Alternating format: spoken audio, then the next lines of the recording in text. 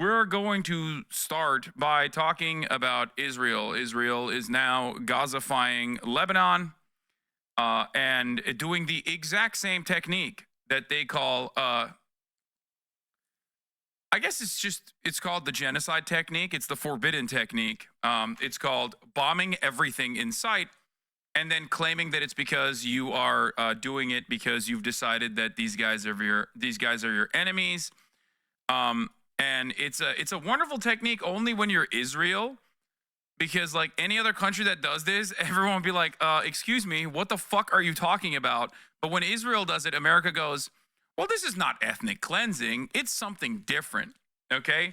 It's the forbidden jutsu that Israel applies in this situation. And they are using the identical propaganda. Like it is copy fucking paste, dude. Look at this. Look. Official Israeli claimed that nearly every building in southern Lebanon conceals several missiles. Pre-excuses massive destruction of civilian infrastructure, attempts to sow division between Hezbollah and popular base. Israel is now deploying the same war propaganda campaign it did in Gaza to justify their crimes. Starting with Lebanon doesn't exist, every Lebanese is Hezbollah, to schools and hospitals portrayed as military bases. Yeah. So, yeah, they are doing domain expansion and forbidden jutsu, okay? When they pull that together, it's a very deadly combination. Obviously, they've been doing this forbidden technique called genocide on Gaza, but now they've expanded it into Lebanon. And it's so crazy because like the technique is always the same. It's always the same. They literally just are like, we have no other option. We just have to kill every single fucking person. We have to kill as many people as possible. Sorry, we have to destroy, we have to reduce entire city blocks to rubble. What can you do? And it's crazy because like American media does go along with it. Israel also has plans for northern Gaza. One of the plans that Israel has had for northern Gaza, also called ethnic displacement, which for those of you who are uninitiated, maybe you don't know this, is another term for genocide, okay? Mass displacement of an entire population from their ancestral homelands is genocide. That's what it's called, okay? It's ethnic displacement, mass ethnic displacement. And yet when Israel does it, the Associated Press is like, Israel wants to mobilize the Gazan population away from Gaza City with no return date. And it's like, yeah, dude, you used a lot of fucking words to say genocide, okay? You used so many words to just say exactly what we know, which is genocide. It is mass displacement of people. That's what you're doing, okay? Israel Minister of Diaspora also doing the Lebanon is not even a real country, actually, arguments. Like, this is identical. I feel like we're back in, like, October 10. Okay? We're doing October 10 shit. We're doing October 10 shit again, but this time for Lebanon, which is a whole-ass separate sovereign nation. It's not even a fucking nation that Israel currently is a belligerent occupier of. They also have obviously called this famously escalation through de-escalation, which is like literally fucking George Orwell shit, okay? I know all these dummies love 1984 or claim that they've read 1984, okay? But this is straight up like peace through strength, de-escalation by doing escalation. All of this stuff is, yeah, war is peace. It's just double speak. It's completely ridiculous. It's like comical the way that they are pulling this shit off, but it doesn't even matter. Okay? Oh shit. It does not even fucking matter.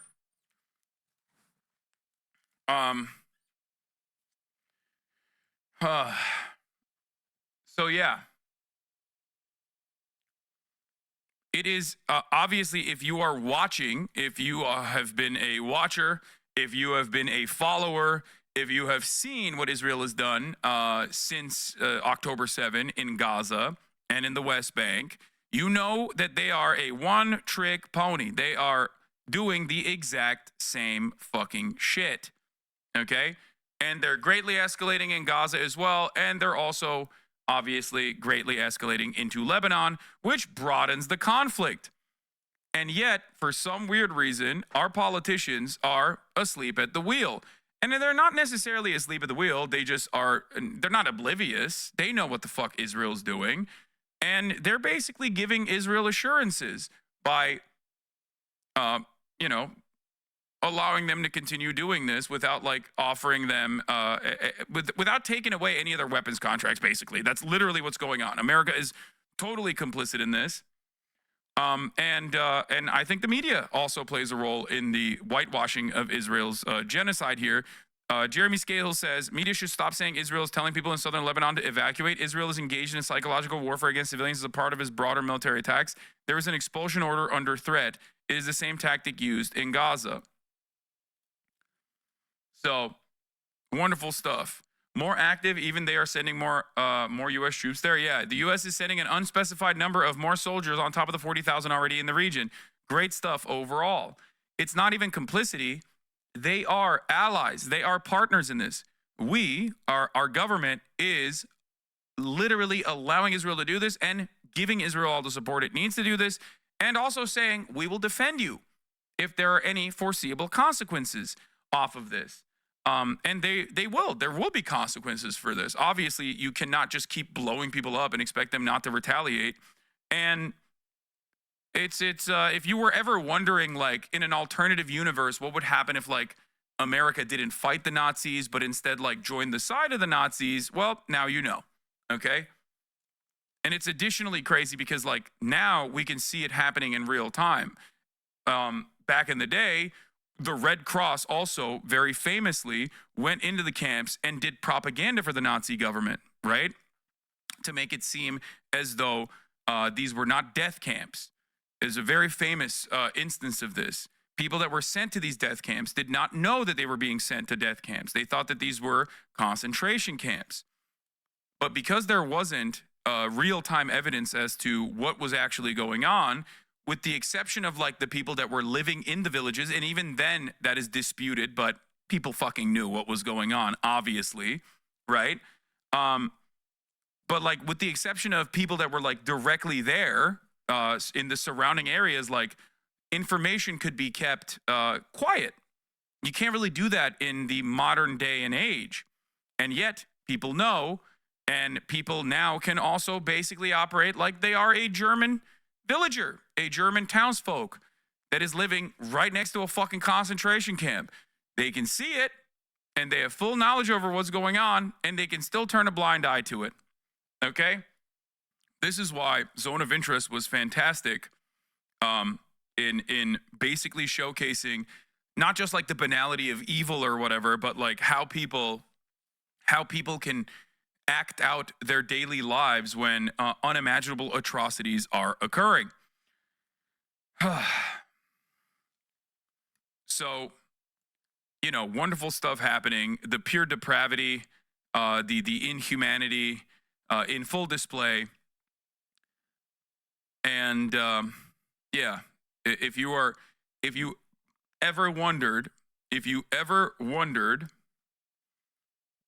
like how this could happen, if you ever wondered how people could be complicit in the face of such glaringly obvious displays of inhumanity, okay, in the most obvious case of an ethnic cleansing campaign being conducted in front of your eyes, if you were ever wondering like how the fucking random German baker or the random German accountant was you know, smelling the fucking ashes and having the ashes fall on them next to a goddamn concentration camp and still maintain their daily activities and still live their fucking lives as though, you know, nothing is different.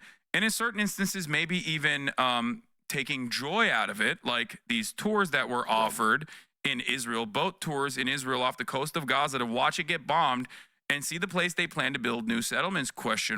Says Suppressed News. I'm not entirely certain on the accuracy of the Twitter account, but this is TRT World, the Turkish national broadcaster.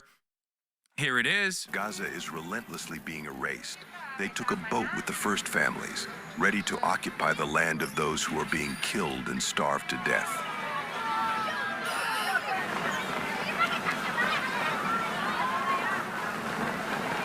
Most empathetic Israelis, dog, I need you to understand something here, okay?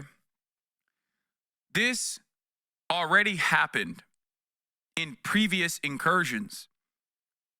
These special operations called mowing the lawn by the Israeli government, okay?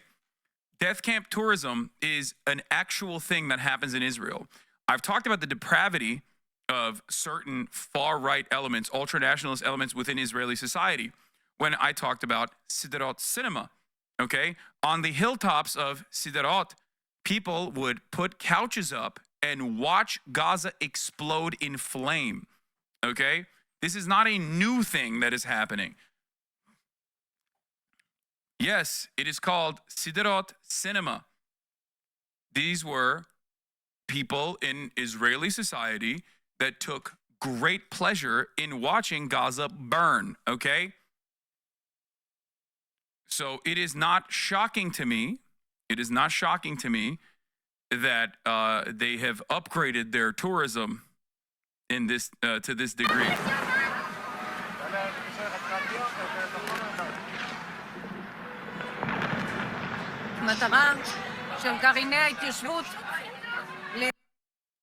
Here's the context on this. This isn't actually tourism, but it's still really bad. Oh, it's this fucking psycho. It's this rabid freak, dude. She's everywhere. God damn it. I feel like people misunderstand this as being a tourist attraction instead of a single sale of political activists calling to colonize Gaza that happened 9 months ago. Yeah, I mean, good luck explaining this. I know that these are the furthest right-wing elements, okay? I know.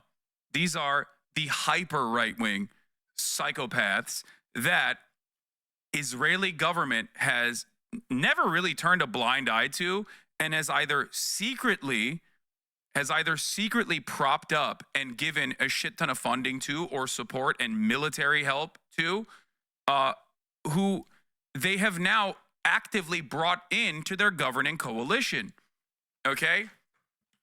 People do not understand, like, you want to make this because every single time we have this conversation, like, anti-Semitism is a subject matter here, is like sometimes cynical, oftentimes in a cynical mechanism to deflect away from like the true issue at the heart of Israeli society. And what I try to, I guess, explain to you, if you are living in the Western world, right, is we are experiencing a similar thing in the United States of America. We are experiencing a similar thing with the AfD in Germany, a similar thing with Le Pen's rise to power in France, a similar thing with the Reform Party and Nigel Farage in the UK, okay? More ultra-nationalist, fascist right-wing elements become a part of the governing coalition actively, okay? The more they do this, the more they're normalized, the more the rest of society basically follows along. And Maloney in Italy as well. So that is precisely what is happening here, and that is precisely what has happened in Israeli society over the course of the past 30 years, okay?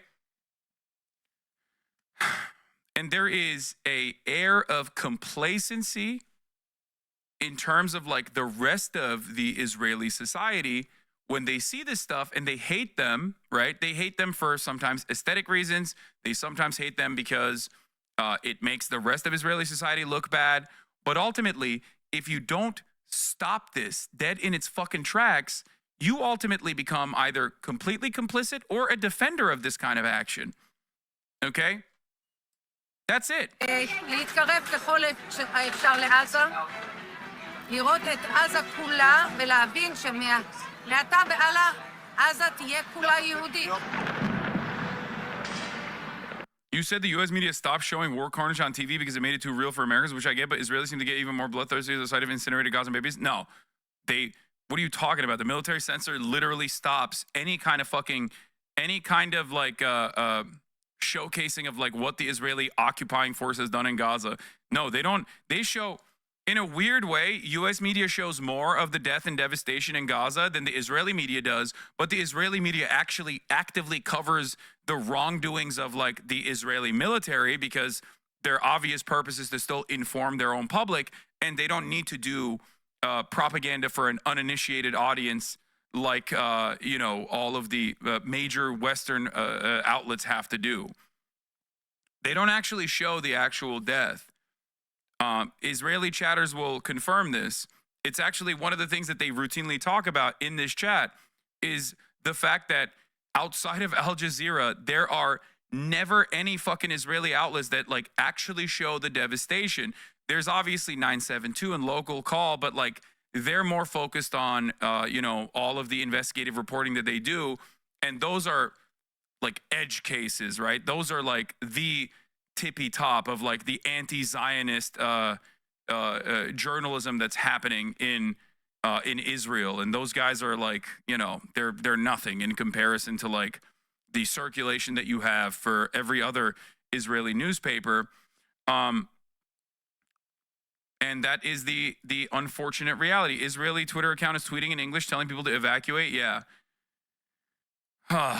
Great stuff. Please get out of harm's way now. Once our operation is finished, you can come back safely to your homes. Great stuff, man. Thank you for saying this in English, by the way. I wonder why they're saying this in English.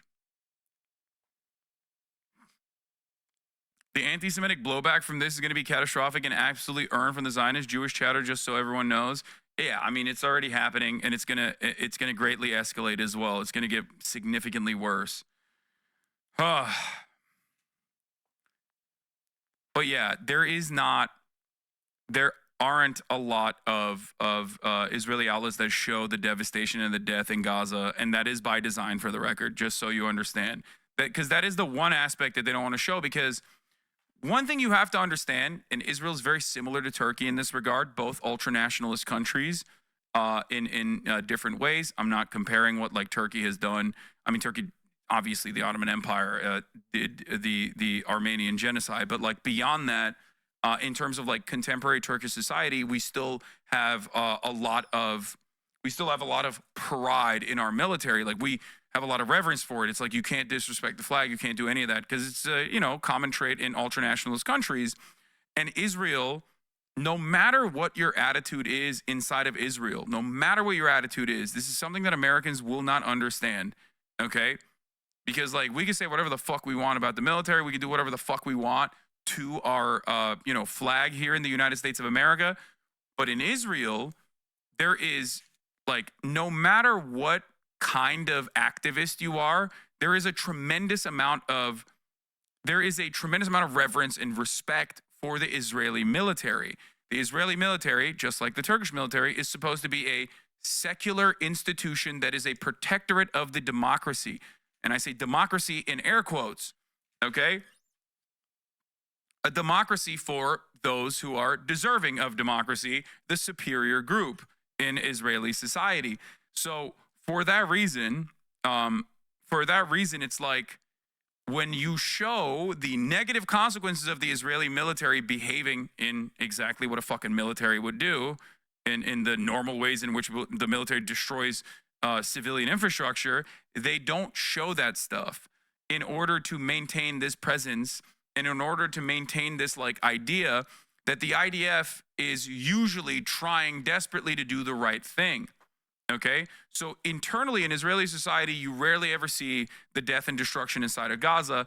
That kind of stuff is kept to like the edge groups, the Telegram channels where like people fucking jerk off to the dead children, where they go crazy over it. But that's not the broader Israeli society's outlook in general. It's important to understand this, because I do think that if they were to regularly showcase the death and destruction to like normal Israeli people, there probably would be a lot more people who are fucking anti-war in terms of like what people are doing there. They'd be like, this is horrifying. That's why they are hermetically sealed from Palestinian communities. Yes. One of the greatest threats. There's two really big threats to the future of Israel, okay? There's two phenomenal threats to the future of Israel being like a Jewish ethno-state, okay? One is Israeli Jews recognizing that Israel maybe isn't the safest place for Jews in general, or for anybody for that matter, and fucking leaving Israel and going back to Europe or going back to the United States of America, okay? That is a massive threat for the ethno-state project, right?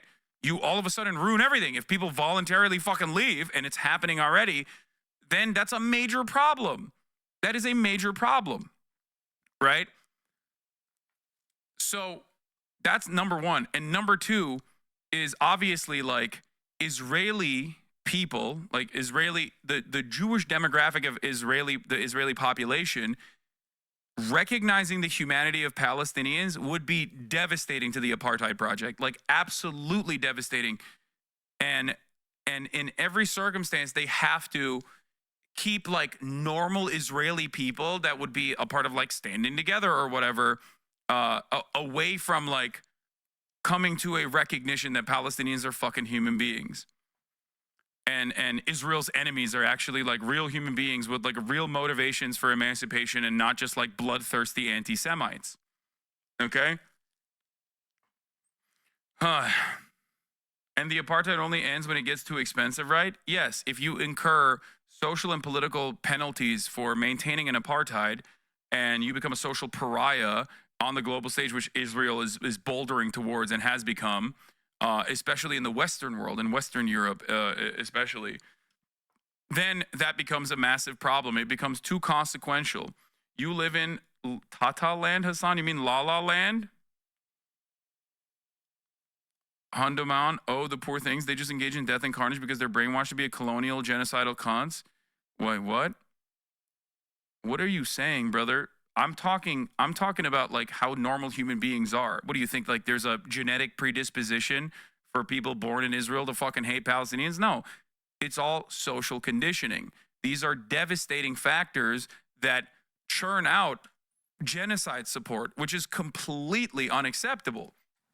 But when I'm actually describing the way in which this cycle of misinformation and dehumanization is fostered and grows in Israeli society, you arrive at I'm trying to help people understand, like, you know, these people that we're watching, okay, these fucking rabid freaks are now becoming more prominent in Israeli society. They are over the course of like especially the past 30 years, as Israel has escalated its settlements, as Israel has escalated its violence and its stranglehold over the Palestinian population, these kinds of attitudes become more commonplace.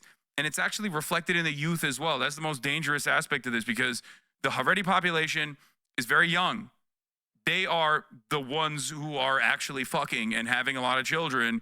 And lo and behold, like Israeli society is going to become less and less educated as a direct consequence of this, and more rabid in terms of their ultra-nationalist sentiment. Like the Israeli future is a nuclear state comprised of the most inbred, the most uneducated, the most religious zealots that you have ever fucking seen. Okay? It's more than not showing the death. They show the opposite. This happens in Gaza too, but I shit you not a day or two after the pager sabotage, one or more of our media channels uploaded a mini doc with a title like "The Lebanese Who Are in Support of Israel's Operation in Lebanon." Yeah. Darzex is Israeli chatter as well. So this is something that you see. They are manufacturing consent in an entirely different way. What about the various resistance groups in terms of the Israeli apartheid state lasting? Don't those also play a role? Of course they play a role. It is all about making apartheid unsustainable, okay? And that is the role that the resistance groups play. Also, I'm going to run the 3-minute ad break right now. I'm not going to do a segue today, or at least during the duration of this coverage, because it's some pretty serious stuff. I know I'm late, 17 minutes in, but the 3-minute ad break is upon us. If you no longer want to see those ads, all you need to do is subscribe. You can do that for $4.20 for the month of September, or for free with a Twitch Prime. Here's the 3-minute ad break now.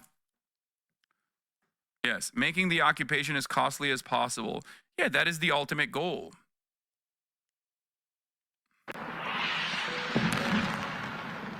בעזרת השם, עם ישראל ינצח ונזכה לבנות ולראות בשוב השם.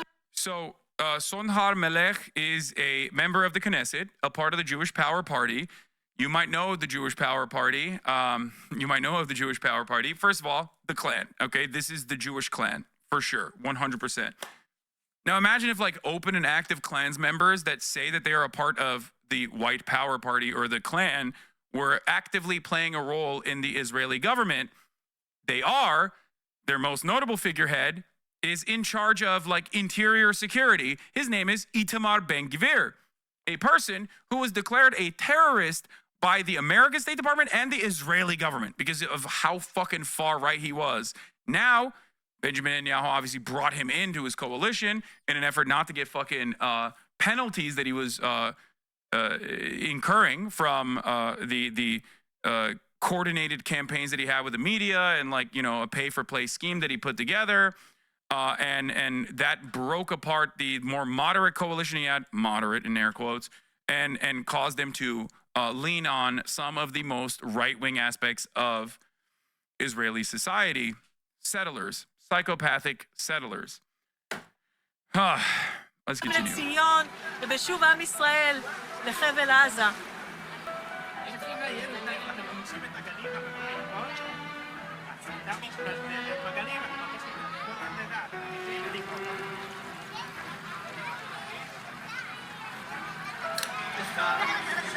תראה, הנה עזה, עברנו את הכביש.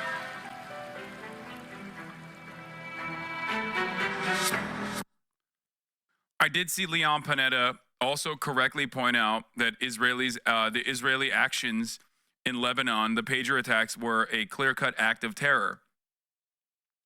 IDF is live in English to justify today's Lebanese bombing. Yes, we are now going to talk about today's bombings in Lebanon. Israel has killed 356 people so far in Lebanon, the majority women and children, an identical situation to what happened in Gaza. And what is going on in Gaza? They are now moving into the Lebanese portion of their full-scale war, and they're doing the exact same fucking things in Lebanon as they did in Gaza. First, they blow up all aspects of civil society. They just destroy entire fucking city blocks, reduce them to rubble. Then they inevitably, once they feel like they've punished and blown up the area enough, so they feel comfortable enough for their troops to actually operate in the region, they blow that up. They call all the fucking civilians human shields, and then they fucking turn around and move their troops in when they feel a sense of safety and security. Okay, here's Daniel Hagari. The IDF makes vast efforts not to hit civilians and make every effort to mitigate harm to civilians during operational activity. Regarding the high number of casualties, everyone is a tragedy in Lebanon. Among those killed were a large number of Hezbollah terrorists who were next to the weapons that we targeted. Israel is facing threats on all fronts and continuing to act against them in defense for the people of Israel. We have many other missions to carry out. We have to bring back home all our hostages that are held in brutal conditions by Hamas. We have to bring them back home in all means. We have to continue dismantling Hamas capabilities in Gaza. And we have to bring security to every Israeli citizen in the north and in the south. Questions, please. 2 questions from AP. The first, Israel has been battling Hamas for nearly a year, and it still hasn't realized all of its goals in Gaza. Are we looking at the possibility of months of fighting in Lebanon as well? Second question is the army prepared for a ground invasion now? And if the order comes, how quickly could ground forces? Israel has been battling Hamas, this is true, for a year. Yeah, Hamas did the 7th of October, a horrible massacre. It's almost a year. We have to fight and dismantle Hamas and enduring defeat to Hamas. There is no other way. To make sure there is security at our borders and to bring back home all our hostages in all means. In the same time, the world should remember, on the 8th of October, Hezbollah started a war. Israel did not attack Lebanon, did not attack Hezbollah. It's Hezbollah on the 8th of October started firing on Israeli civilians in the northern border, and he's been doing this for over 11 months with 9,000 rockets, and 60,000 Israelis have left their homes. We have to act to stop the threat of Hezbollah. Hezbollah was planning to do a larger scale of massacre than the 7th of October in the northern Israel. Yeah. And we will have to make... Yeah, we just always... It's so interesting that it's Israel always doing a preemptive first strike. They always, luckily, there's always an imminent threat. It's, another Holocaust right around the corner. That's why they have to do a genocide beforehand. In full readiness, and we will do whatever is necessary to bring back home all our citizens to the northern border safely. Question from CNN. The cabinet has declared a special situation nationwide. Rockets have been fired at Haifa today and near Tel Aviv. You've killed hundreds in Lebanon. Is Israel prepared for a third Lebanon war? The special situation that was declared by the government allows us to do different kind of things in the home fronts. We still haven't changed the policy yet. And we are looking and observing the situation continuously all along the day, and we will do that also tomorrow. We have to make sure that we provide safety for our citizens, and we will do that also in attack and in defense as well. And then we have to say that the resilience of Israelis is what gives us a lot of power in the IDF to keep on doing attack and defense and doing all this war for many, many months. The resilience of the Israelis is strong, and we are ready to face whatever it needs for the future. And regarding the condition of the third Lebanon war, we are not looking for wars. We are looking to take down... Yeah, they're not looking for wars. It's just they keep finding it. I don't know 7th of October threat in the northern border. It have to be a safe border where Hezbollah is pushed back from the border and there are no threats like missiles, rockets, UAV threatening our communities, our citizens. This is our mission, and we will do whatever is necessary to do to achieve this mission. We hope to do it as shortly as we can. ABC News. Is what we've seen today the beginning of an all-out war in Lebanon? How do you think the coming days will look like for the IDF and for civilians of Israel and Lebanon? We've been facing in the north for over 11 months for our citizens. Every day looks with rockets on their heads going to bomb shelters. Those are citizens that for over 11 months... People still believe this shit? I mean, dude, I'm sure you fucking talk to people that are dumb enough to still think that, like, I'm sure there are people who are still dumb enough to believe this dumb shit. I mean, look at this. Look, I just saw this. Look. Houthis raided a girls' school in Yemen. They are expelling girls from school. Hasan interviews viral hot Yemeni TikTok pirate, 13K likes, right? Like, people still are talking about this sort of shit, okay? What this person is posting about is completely unacceptable, okay? What, like, the Houthis are doing, if this is what's happening, okay? But if you have this level of smoke for the Yemeni population, okay? If you have this level of smoke for the Yemeni population and you see the humanity, it's also a lie. That's not what happened. I don't know what happened. It doesn't matter, okay? Because if you see the humanity of Arabs, if you see the humanity of Yemeni people, only when you can, like, make a counter argument that is an effort to justify their fucking endless bombing, you do not care about them. Because you're doing this in the midst of, like, Israel blowing up 357 people in fucking Lebanon. You know what I mean? You just don't give a shit. You don't give a fuck about these people. You only want to talk about it in an effort to, like, justify and defend American imperialism in the region. To be like, look, they're barbaric. They're barbaric monsters. That's it. It's the same principle behind how the media immediately launched an offensive campaign against Joe Biden when he pulled out of Afghanistan to be like, oh, well, look at the green zone. Look at how beautiful the Afghan women and their living conditions were in Afghanistan until the Taliban took over. And it's like, I'm not fucking pro-Taliban. I don't want the Taliban to govern Afghanistan, okay? But America's actions in Afghanistan are directly responsible for the Taliban behaving in the way that they're behaving, and also are directly responsible for them being the prominent governing party in Afghanistan. Okay? It's ridiculous. And also, it's additionally ridiculous when these guys look at like obviously awful things happening around the world, and then their goal is to be like, oh, how do I make this about some fucking Twitch streamer, dude? You're a fucking delusional weirdo, okay? You are just a weird guy. It doesn't make any sense. Like, there's never a moment where I look at a situation, an ongoing atrocity that I'm covering, and go, how can I make this about my perceived enemies? You know what I mean? Or even worse, because like that guy randomly just hates me because some fucking YouTuber he likes hates me. You know what I mean? Engagement farming of this degree in the midst of an ongoing fucking genocide is psychotic. And I think it's probably because there's a level of Islamophobia attached to it. And that's another way to like repeat these Islamophobic sentiments. It gives them permission to behave like this. That's it.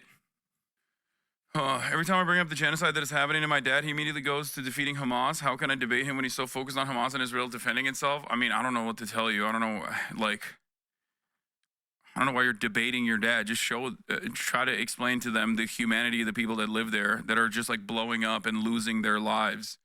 And that could help. It blows my mind how obvious the point that you're making is real, and still these people try to justify their bullshit and hatred. What a shitty society we have. It is impossible to overcome that level of social conditioning. This is post-war on terror, post-9/11 mania running rampant through American society once again. It's a very comfortable skin that a lot of people immediately snuck back into. That's all it is, okay? That's all it is. You do not care about children being blown to bits at all when America's doing it or when Israel is doing it. You only care about it as a talking point. You only care about it as a talking point if it's like something that you can somehow flip back to, like why they deserve to be blown to bits. That's what this is, okay? Please, no way people are still supporting it. Yes, they are. Of course they're supporting it. They are not invested in the truth at all. This is how reactionary attitudes fester in society, okay? And especially in this situation, a lot of people are just like far removed from seeing the humanity and have only seen the inhumanity. Their only interaction with Arabs, with Muslim people as a whole, is through the lens of them being barbaric monsters who are backwards, who deserve to be blown up by Americans, who deserve to be blown up by military. So if that's all you know, okay, if that's all you have encountered your entire life, and you live in fucking bumfuck nowhere in Iowa, Ohio, wherever the fuck, right? Of course you're going to be like, yeah, the media is telling me that these are Hezbollah scary terrorist guys, and I guess they deserve to be blown to fucking bits because our most moral military ally, Israel, the most moral democracy, the only democracy in the world, is blowing them up, and they wouldn't do anything wrong. There are growing fears of an all-out war in the Middle East. The death toll is climbing in Lebanon as Israel and Hezbollah exchange attacks across Israel's northern border. The latest attacks are prompting concerns of increased... There's a sub that popped up overnight, which is a clone of Interesting as Fuck, mind-blowing things we should have posted about Muslims in Yemen. And there was like 1,500 comments only about you. It got deleted, but it was obviously supposed to be an anti-Islam thing. But like bots fucked up and they were just talking about how you are anti-Semitic. They were talking about you like you were mentioned in the post, but you weren't. Bot glitch. Oh, I would love to see that. If you archived it or snapped some posts about it. That's hilarious. No, it's like, it makes sense. It makes sense that to bot something like that. Reddit is botted into oblivion. It's like very obviously a thing that happens. It's a really good way to like massage discourse. If you don't want to fucking attack the problem head on, a good way that you can do that is by bringing down people who speak on these matters. You know what I mean? It's not just Hasan bad equals likes. What you fail to understand is in many instances, I always say, oh, dude, when people come to my chat and go, hypocritical socialist. What do I always say? I say, okay, I'm a capitalist. What changed? Okay, now listen to my argument. Now try to take up my argument. If you have an issue with the things that I'm saying, the things that I'm presenting, okay, beyond what you perceive my opinions to be, okay? If you if you can now tackle the fucking argument, that would be great. And they have no counter to that. Why? Because there is no real purpose in doing the hypocrisy shit, right? There is no real purpose behind the hypocrisy baiting other than just simply stating, don't listen to this guy. He is bad. Don't listen to this guy. He's a bad guy. That's it. And if you can get enough people to not listen and not be charitable, okay, then it's great. You didn't have to engage with the argument. You just shut off a bunch of people from ever actually analyzing the argument. It's a successful way to propagandize. And it's almost always directly a consequence of the things I speak to and not necessarily what I do, okay? That's it. Violence spreading across the region. The Israeli military claims to have hit more than 300 Hezbollah targets. Officials say the group has hidden weapons in residential buildings. Lebanese health officials say upwards of 270 people were killed. Yeah. And more than Israeli officials say they're hiding weapons in buildings. Lebanese officials say a lot of civilians died. 1,000 injured in the strikes. It marks the single deadliest day of fighting in nearly 20 years. BBC News Middle East correspondent Lina Sinjab is in Beirut, Lebanon. She joins us for this. Thanks for being here. What is the situation in Beirut right now? Well, it's a very tense situation. As you mentioned, today was the deadliest in the south. More than 300, locations were targeted. And just before I come on air, there was a targeted attack here in Beirut, in Dahye, in south of Beirut, in Hezbollah stronghold. The Israeli, officials are saying that they've targeted a Hezbollah figure, but we still don't know about the damage that this attack has caused to civilians. My NBC feature dropped as well, the Stay Tuned one. Behind the scene with Twitch streamer Hasan. We'll look at that later as well. There's a lot of this kind of stuff happening left and right. Kamala supports this? Fuck yeah, she does. Everybody supports this. This is American foreign policy, baby. It's much harder to find someone who doesn't support this, okay? Because these areas are condensed with civilian population, and exactly that's what happened today in the morning. Good evening from Lebanon. I'm still alive. We moved from the south up to Beirut. They even bombed the main road that connects the south with Beirut. Stay safe, chatters. Airstrikes that happened in the south, the deadliest since this war started, that it targeted towns and cities and villages where it's condensed with civilians. Women and children were killed, and thousands of people are on the flee again. Some of them have fled for the third time since this war started and have nowhere to go. There are people who are fleeing to other cities, and some are arriving in Beirut. This whole country is now on alert and on emergency, fearing for more escalation to come. Hezbollah has vowed to continue launching rockets at Israel until a ceasefire is reached. Is there any other statements that we're getting from Hezbollah on whether they are going to ratchet up their retaliation? Well, this is the statement that has been consistent by Hezbollah since the war started in Gaza, since last year. And they've been launching rockets from southern Lebanon on Israel as well. They have done this in a way that is calculated so that they, continue with their statement in support of the Palestinians, but also not to cause huge damage that will reach them to a point where, the whole country could be dragged into a full-fledged war. But that's different since last week, since the attacks, the pager detonation that left at least 3,000 people injured and, dozens killed, and followed by a bombing in Dahye as well, killing top leaders of Hezbollah. And just now as well, today is the deadliest day, and another airstrike in Dahye. So all of this would leave Hezbollah under pressure to retaliate, to respond. Do you think we'll see Israeli boots on Lebanese soil, or will it not come to that? No, it will, I think. I think it will come to that. These kinds of bombing campaigns are only conducted... Hold on. These kinds of bombing campaigns are conducted. It's not tit for tat.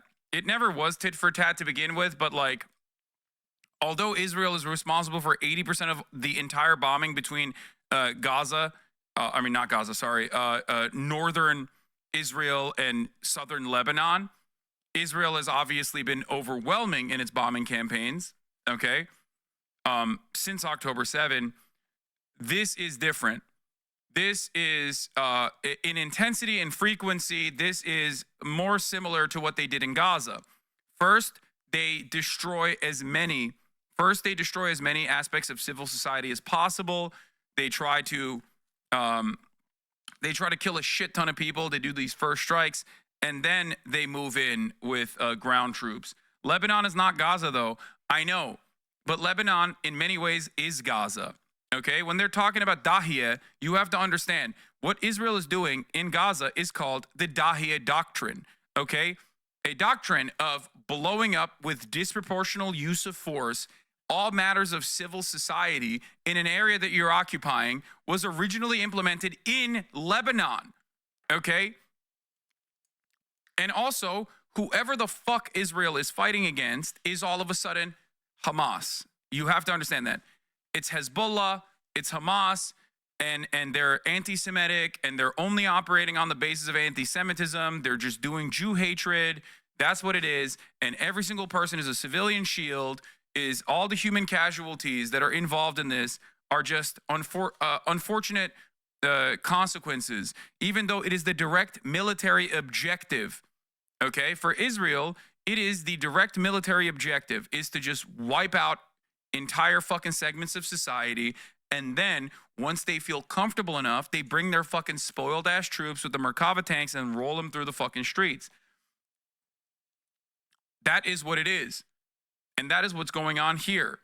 Now, of course, there's a difference between Hamas and Hezbollah. Hamas is in an area that Israel is the belligerent occupier of. They have many limitations in terms of like collaboration from the outside resistance, the axis of resistance against Western imperialism in the region. They have a hard time maintaining supplies. They have a hard time training. In terms of Hezbollah, which is a standing military that has operated in the region and has a shit ton of experience in terms of like combat, okay? And their funding mechanism and their logistics are significantly better in terms of like what they can get from Iran. And their military hardware is significantly better than Hamas. Hamas does not have the same level of fucking rocket strikes, like rocket and targeting capabilities that Hezbollah has. And considering how hard of a time Israel has had with Hamas, an ascetic force, an ascetic resistance force that was created inside of a fucking complete closed circuit that was maintained and mass surveilled by the Israeli government. If they're having a hard time with like 17, 18-year-olds and fucking flip-flops wearing busted ass Adidas, rolling up to their fucking tanks and just lobbing a grenade on their fucking $30 million Merkavas, they're going to have a much fucking harder time with a military force that is an actual standing military force that has significantly better capabilities, that has actually stopped Israel's incursion in the past. Do you understand? So that is, I think, the reason why they did a lot of the military stuff that they did beforehand. The pager attacks, like I said, were supposed to happen while the incursion was occurring, in my opinion, and in the opinion of a lot of smarter people than myself, including people who don't agree with me in terms of like Israel being a parasitic force in the region, a truly awful force of the evil in the fucking region and death and destruction in the region.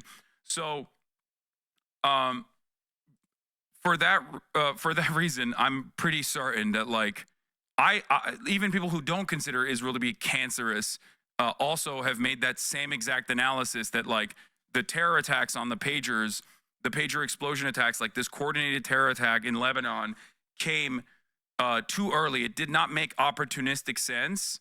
And they probably did that because they were getting desperate, and it should have happened most likely like either now or when they actually were going to bring in boots on the ground into Lebanon. Anyway, this shit's going to stop until the U.S. are actively sending troops for Israel's defense. This shit's not going to stop until the U.S. are actively... No, it's not going to stop after that either. That's the problem. I think we are bouldering towards another major conflict in this region. It has already started, and I think that the United States of America is going to actively go into war. That is what I am seeing. I hope it doesn't happen, but it feels like it. It feels like it is going to happen. And it's kind of crazy to consider this, because if you were in here months ago, I fucking said exactly this. I told you Benjamin Netanyahu is personally motivated in continuing the genocide in Gaza and even extending that into Lebanon in an effort to draw in American troops in support of Israel's genocide. I told you this, and I told you that this would be the spoiler role that he would play in the American election. Haaretz came out with a report. Benjamin Netanyahu said yesterday that he will not do another ceasefire negotiation until, in the next 45 days. Now, you might be wondering what will happen in the next 45 fucking days. What's happening in the next 45 days? That's a very specific number. The American elections. Benjamin Netanyahu, for his own personal goals, because he wants to avoid going to fucking prison, and also because he knows that Donald Trump is his guy, is saying he's not going to do anything until there is another president. I told you this. I told you this for months, and people did not listen to me, because what the fuck do I know? And he's doing it. I don't even know if you can consider this to be an October surprise. I mean, I've tweeted about this many times over as well. I'm sure you can pull this up. I don't even know if you can call it an October surprise if it's not a surprise at all. If Benjamin Netanyahu has telegraphed that he was going to do this, and that leaving this on the table, it was an unimaginably fucked up situation for the Democratic Party, even in terms of like the electoral calculation that you're making. It is not a fucking October surprise if Benjamin Netanyahu straight up is like, yeah, I mean, this is what we're doing. I said it to fucking Ro Khanna.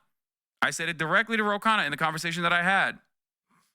And obviously, the electoral calculation here is the least significant aspect of this. Okay? Here.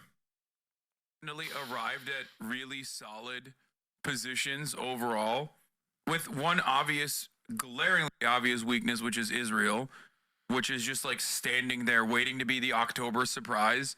That is not even a fucking surprise. It's like everybody knows that Benjamin Netanyahu is in the tank for Donald Trump and is getting increasingly more unhinged every single fucking day, and not trying to put forward like weapons transfers as a condition in an effort to curb Israel back, like in an effort to rein Israel in, is basically just allowing them to run the table. Yeah. Like their calculus is, if we say like, weapons will never be conditioned, maybe they won't try to fuck us in October. And the only thing that I mean, this is gonna sound a little nutty. We will speculation alert. Okay. A little tinfoil, but the only thing that will change the trajectory of this in a way that is beneficial to the American State Department interests is if there is like, I can't believe I'm going to say this, but a 9/11 style attack on U.S. soil conducted by, whether it's a false flag or not, by people that you can point back to and say Iran backed or Hezbollah backed or even fucking Hamas backed, which is even the most laughable. How the fuck would Hamas conduct something like that? When that happens, or if that happens, then you could get Americans to be angry and invested in Israel. That's all I'm saying. Okay? Because anything short of that, right now, 54% of the American public does not want American troops to go and die defending Israel. Unless there is a way to draw America into having a personal investment in doing death and destruction in the Middle East once again. Okay? I hope to God that a thing like that does not happen. Okay? I really, really, really hope that it does not happen. But like I said, that would be the only thing that would change the calculation, I would say, almost in favor of the party in charge. Probably going to do that anyway. I would assume. I don't know if they're. Anyway, let's continue. Respond in a way that will, save their position. But at the same time, they are also under pressure internally from people in Lebanon. And there's also this stuff too, like Lebanese here. There's so much hate on Hezbollah from the Lebanese people. We just don't want to fight Israel. We just want to live our lives. Like, got it, dude. Yeah, Israel will totally leave you alone if it wasn't for Hezbollah. Yeah, definitely. No, they definitely would, for sure. They famously always do that. That's why they did that before Hezbollah was even a thing. Famously.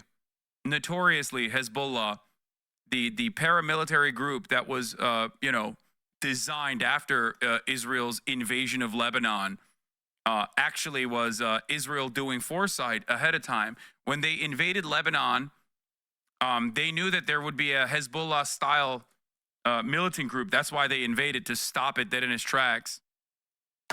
Yeah. Also, how can you live in the fucking region and be so oblivious to, like, what Israel does where there is no fucking Hamas? Look at the goddamn West Bank. What do you think about how Israel's using Palestinians in Israel like Nazareth as a propaganda? I think it's really gross and really fucked up, especially considering the history of Nazareth, as, Hasan heads that have been watching for quite some time know. Famously, Nazareth was the only place that was, like, spared from the ethnic cleansing campaigns directly as a consequence of, like, a World War II veteran from fucking Canada being like, yeah, I feel like this is a bad look. Yeah, we probably shouldn't fucking do an ethnic cleansing to the people that are, like, direct descendants of Jesus, okay? It will probably piss off a lot of people in the Western world. We might as well not do that until you give me, like, in writing. Until you want to put your name on this ethnic cleansing operation, I'm probably not going to do that. And then he didn't do it. He literally didn't do it. And that's the only reason why they spared Nazareth, which has, like, the highest number of Palestinian citizens of Israel inside of the boundaries of Israel, which is really interesting because I think it was, what the fuck was his name? God damn it. The first prime minister, Ben Gurion, when he visited Nazareth, he was like, why the fuck are there so many Arabs here? He was like, what the fuck? What happened? I thought we worked this out.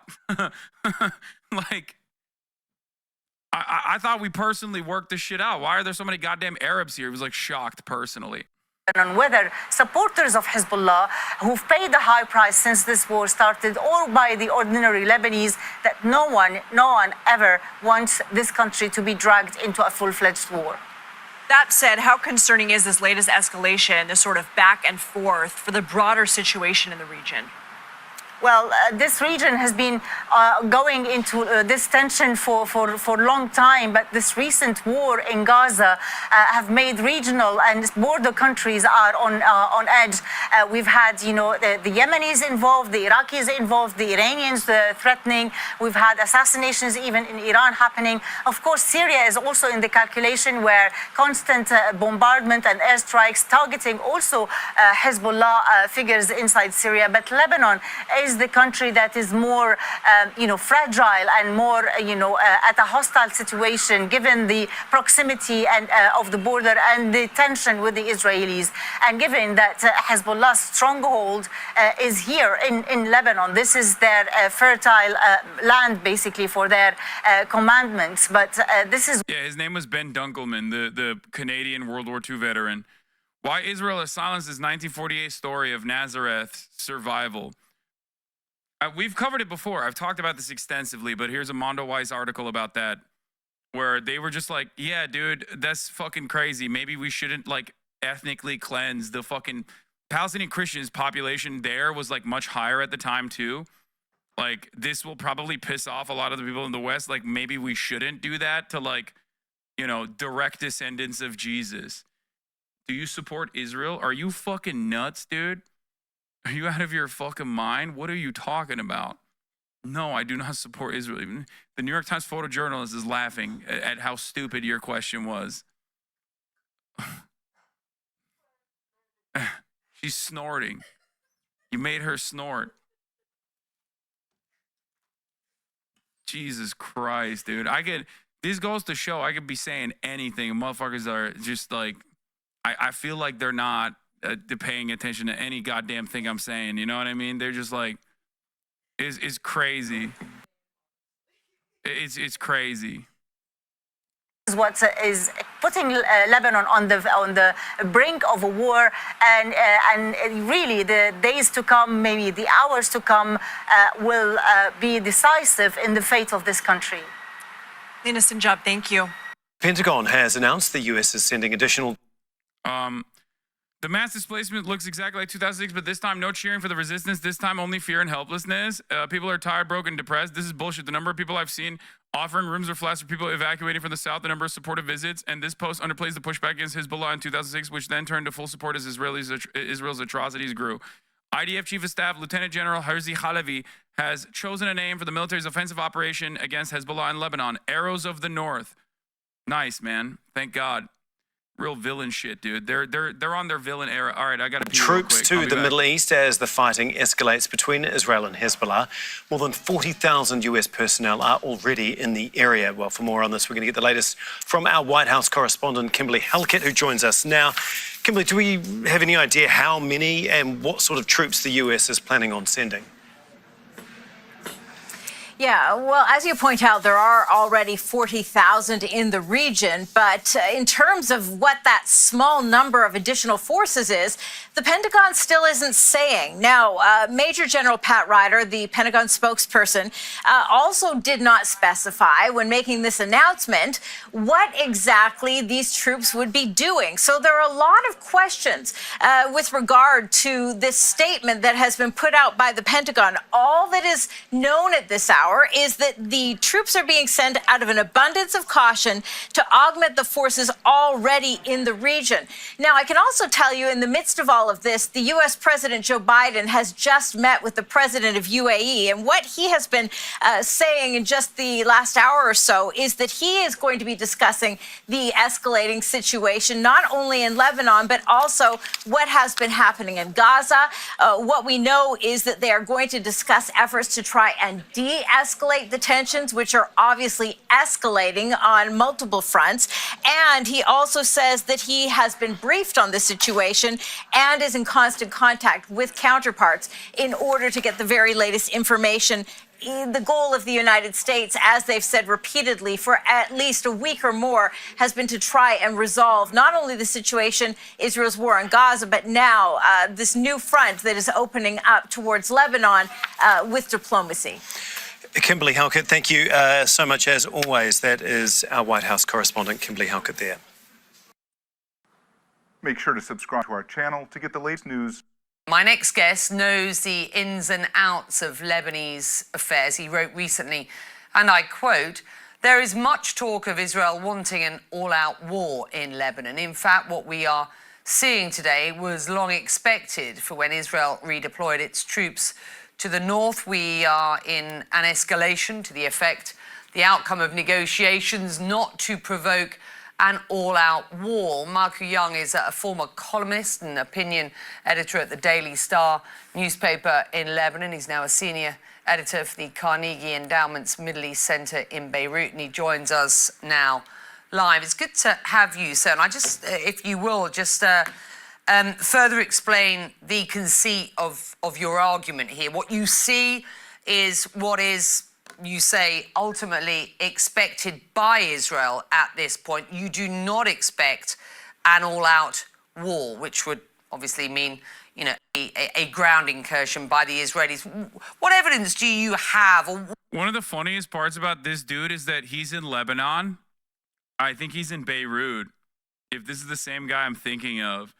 And he's like, he's been like, you know, obviously pro-Israel when doing his coverage, but it's hilarious when you're literally standing underneath, you know, Israeli F-15s, and your analysis changes in real time.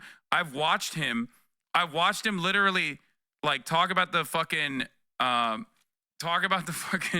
terror attack in Lebanon with the pagers, while Israeli fucking jet fighters, or no, when Hasan Nasrallah was delivering his speech, he was like scared shitless because he heard the supersonic booms when he was standing underneath the Israeli Air Force. I think it almost personalizes the aspect when you are treated like a fucking Hamas militant all of a sudden, or a Hezbollah militant all of a sudden. It really changes the dynamic, because they don't give a fuck about you because you're right there. Okay? It's like funny to think about how someone's analysis might change in real time. Oh, this is a Lebanese journalist that got that literally got bombed during a live broadcast. Yeah, that's what it looks like on the other side. For the record, that's what it looks like when you're in the way of Israel. Yeah, Michael Young, at Beirut Calling, senior editor of the Carnegie Middle East Center, author of The Ghosts of Martyrs Square, an eyewitness account of Lebanon's life struggles. When Israel said it's warned people to move away from Hezbollah's weapon stores, it takes an idiot to believe this is done in good faith. This is not information Hezbollah shares with residents, so basically they're killing innocents. Surprised? ? Is this him? Is this his account? Is it Michael Young? What are you basing that conjecture on? Well, I'm basing it on my reading of the fact that the Israelis don't feel that they need to engage in a ground war. They've been escalating in the last 2 weeks significantly. Oh wait, this is not him. This is a different person. Never mind. This is a different person. This is a different person. I don't think this is the person I was thinking of. There's another like a CNN international guy. I think it's a different guy. He kind of looks like him though, like kind of schlubby. He was the one who I watched when he was the one who I watched like in real time change his attitude about like being perceived as an enemy combatant. The unfortunate consequence of like being under Israeli bombing. Is that him? Their attacks against Hezbollah, beginning with the pager explosions and the walkie-talkie explosions, ending with... Yeah, this is who I'm... Yeah, this is the guy. Israeli airplane overhead. Okay, Eleni, there's an Israeli fighter jet flying through, dropping flares. Just now, as Hasan Nasrallah is speaking. Didn't break the sound barrier, dropping more flares again, flying right north of Beirut, flew right over the city. Like, I don't know why you probably shouldn't feel safe. It don't matter how pro-Israel you might be at any given moment, Okay, so obviously the timing of that overflight was no mistake or coincidence. Clearly the Israelis wanted to distract the many viewers of Nasrallah here in Beirut and in Lebanon as he makes that speech. But what we heard Hasan Nasrallah say was that Israel has crossed all red lines with the... For the record, I want to point something out here, but he is far from the worst in terms of like the international correspondence that people have. He literally is like significantly better than the average international correspondent in terms of like their seemingly endless amounts of defense for whatever Israel's actions are. And even then, like I've heard him talk about these matters from the perspective of like he's not pro-Israel. He's a very fair man. There is no such position, okay, in Western media. I very, very, very little coverage on that front. Come on. I mean, you're saying that because you're rating on a scale here. You're only saying that because like he's closer to both sidesing the situation, which implies that there is like a moral playing field, which implies that there is like a little bit of humanity into the way that that he offers coverage to like enemies of Israel. attacks, the pager blasts and the walkie-talkie blasts yesterday in Lebanon. He said that, in a sense, Hezbollah and Lebanon got off lucky because he said that the intention was to kill as many as 4,000 people with these blasts. Clearly, the death toll, according to the Ministry of Health, was 37. That was 12 on Monday. Anyway, Israel's trying to convince us Palestinian Arabs in Israel that Hezbollah wants to target us like they did in 2006 when all their military bases are literally around our towns. Yeah. Didn't Biden say you're on your own if Israel goes into Lebanon, or did I hallucinate that? Biden said a lot of shit. Biden has said a lot of shit. He doesn't know where the fuck he is. So for him, it's like, it doesn't really matter. Who cares what the fuck he says, bro? He also said red line is Rafah. Remember Biden's red line in Rafah? He was like, don't go into Rafah. That's my red line. Yeah, this is what the Tyre district in Lebanon looks like in the aftermath of this special operation that Israel conducted. Cool stuff. Wonderful. They've eliminated the threat of grandmothers and children living in residential blocks. With the assassination of Brahim Ail and several commanders of the Radwan force. Now what they've done is they've responded to Hezbollah's effort to match what the Israelis did last week. Yesterday, Hezbollah bombed several parts of northern Israel to try to create essentially displacement of the population. So today the Israelis have come back and said, if you want to play this game, we will displace a large part of the population of southern Lebanon. It's a very nasty game, and the Israelis are actually targeting civilian areas. But this is where we are, unfortunately. And in other words, 80,000 automated calls to subscribers of the Lebanese. I just want to ask another question here. Israel has the population registry of all Palestinians. That's what you do when you're a belligerent occupier. You have the mass surveillance mechanism, and you know exactly the zip code and down to the fucking apartment number where each Palestinian lives. How the fuck does Israel get to do robocalls in fucking Lebanon? It seems like they are able to do the robocalls in Gaza, but source on that? What do you mean source on that? This is basic elementary level knowledge of Israel's targeting capabilities.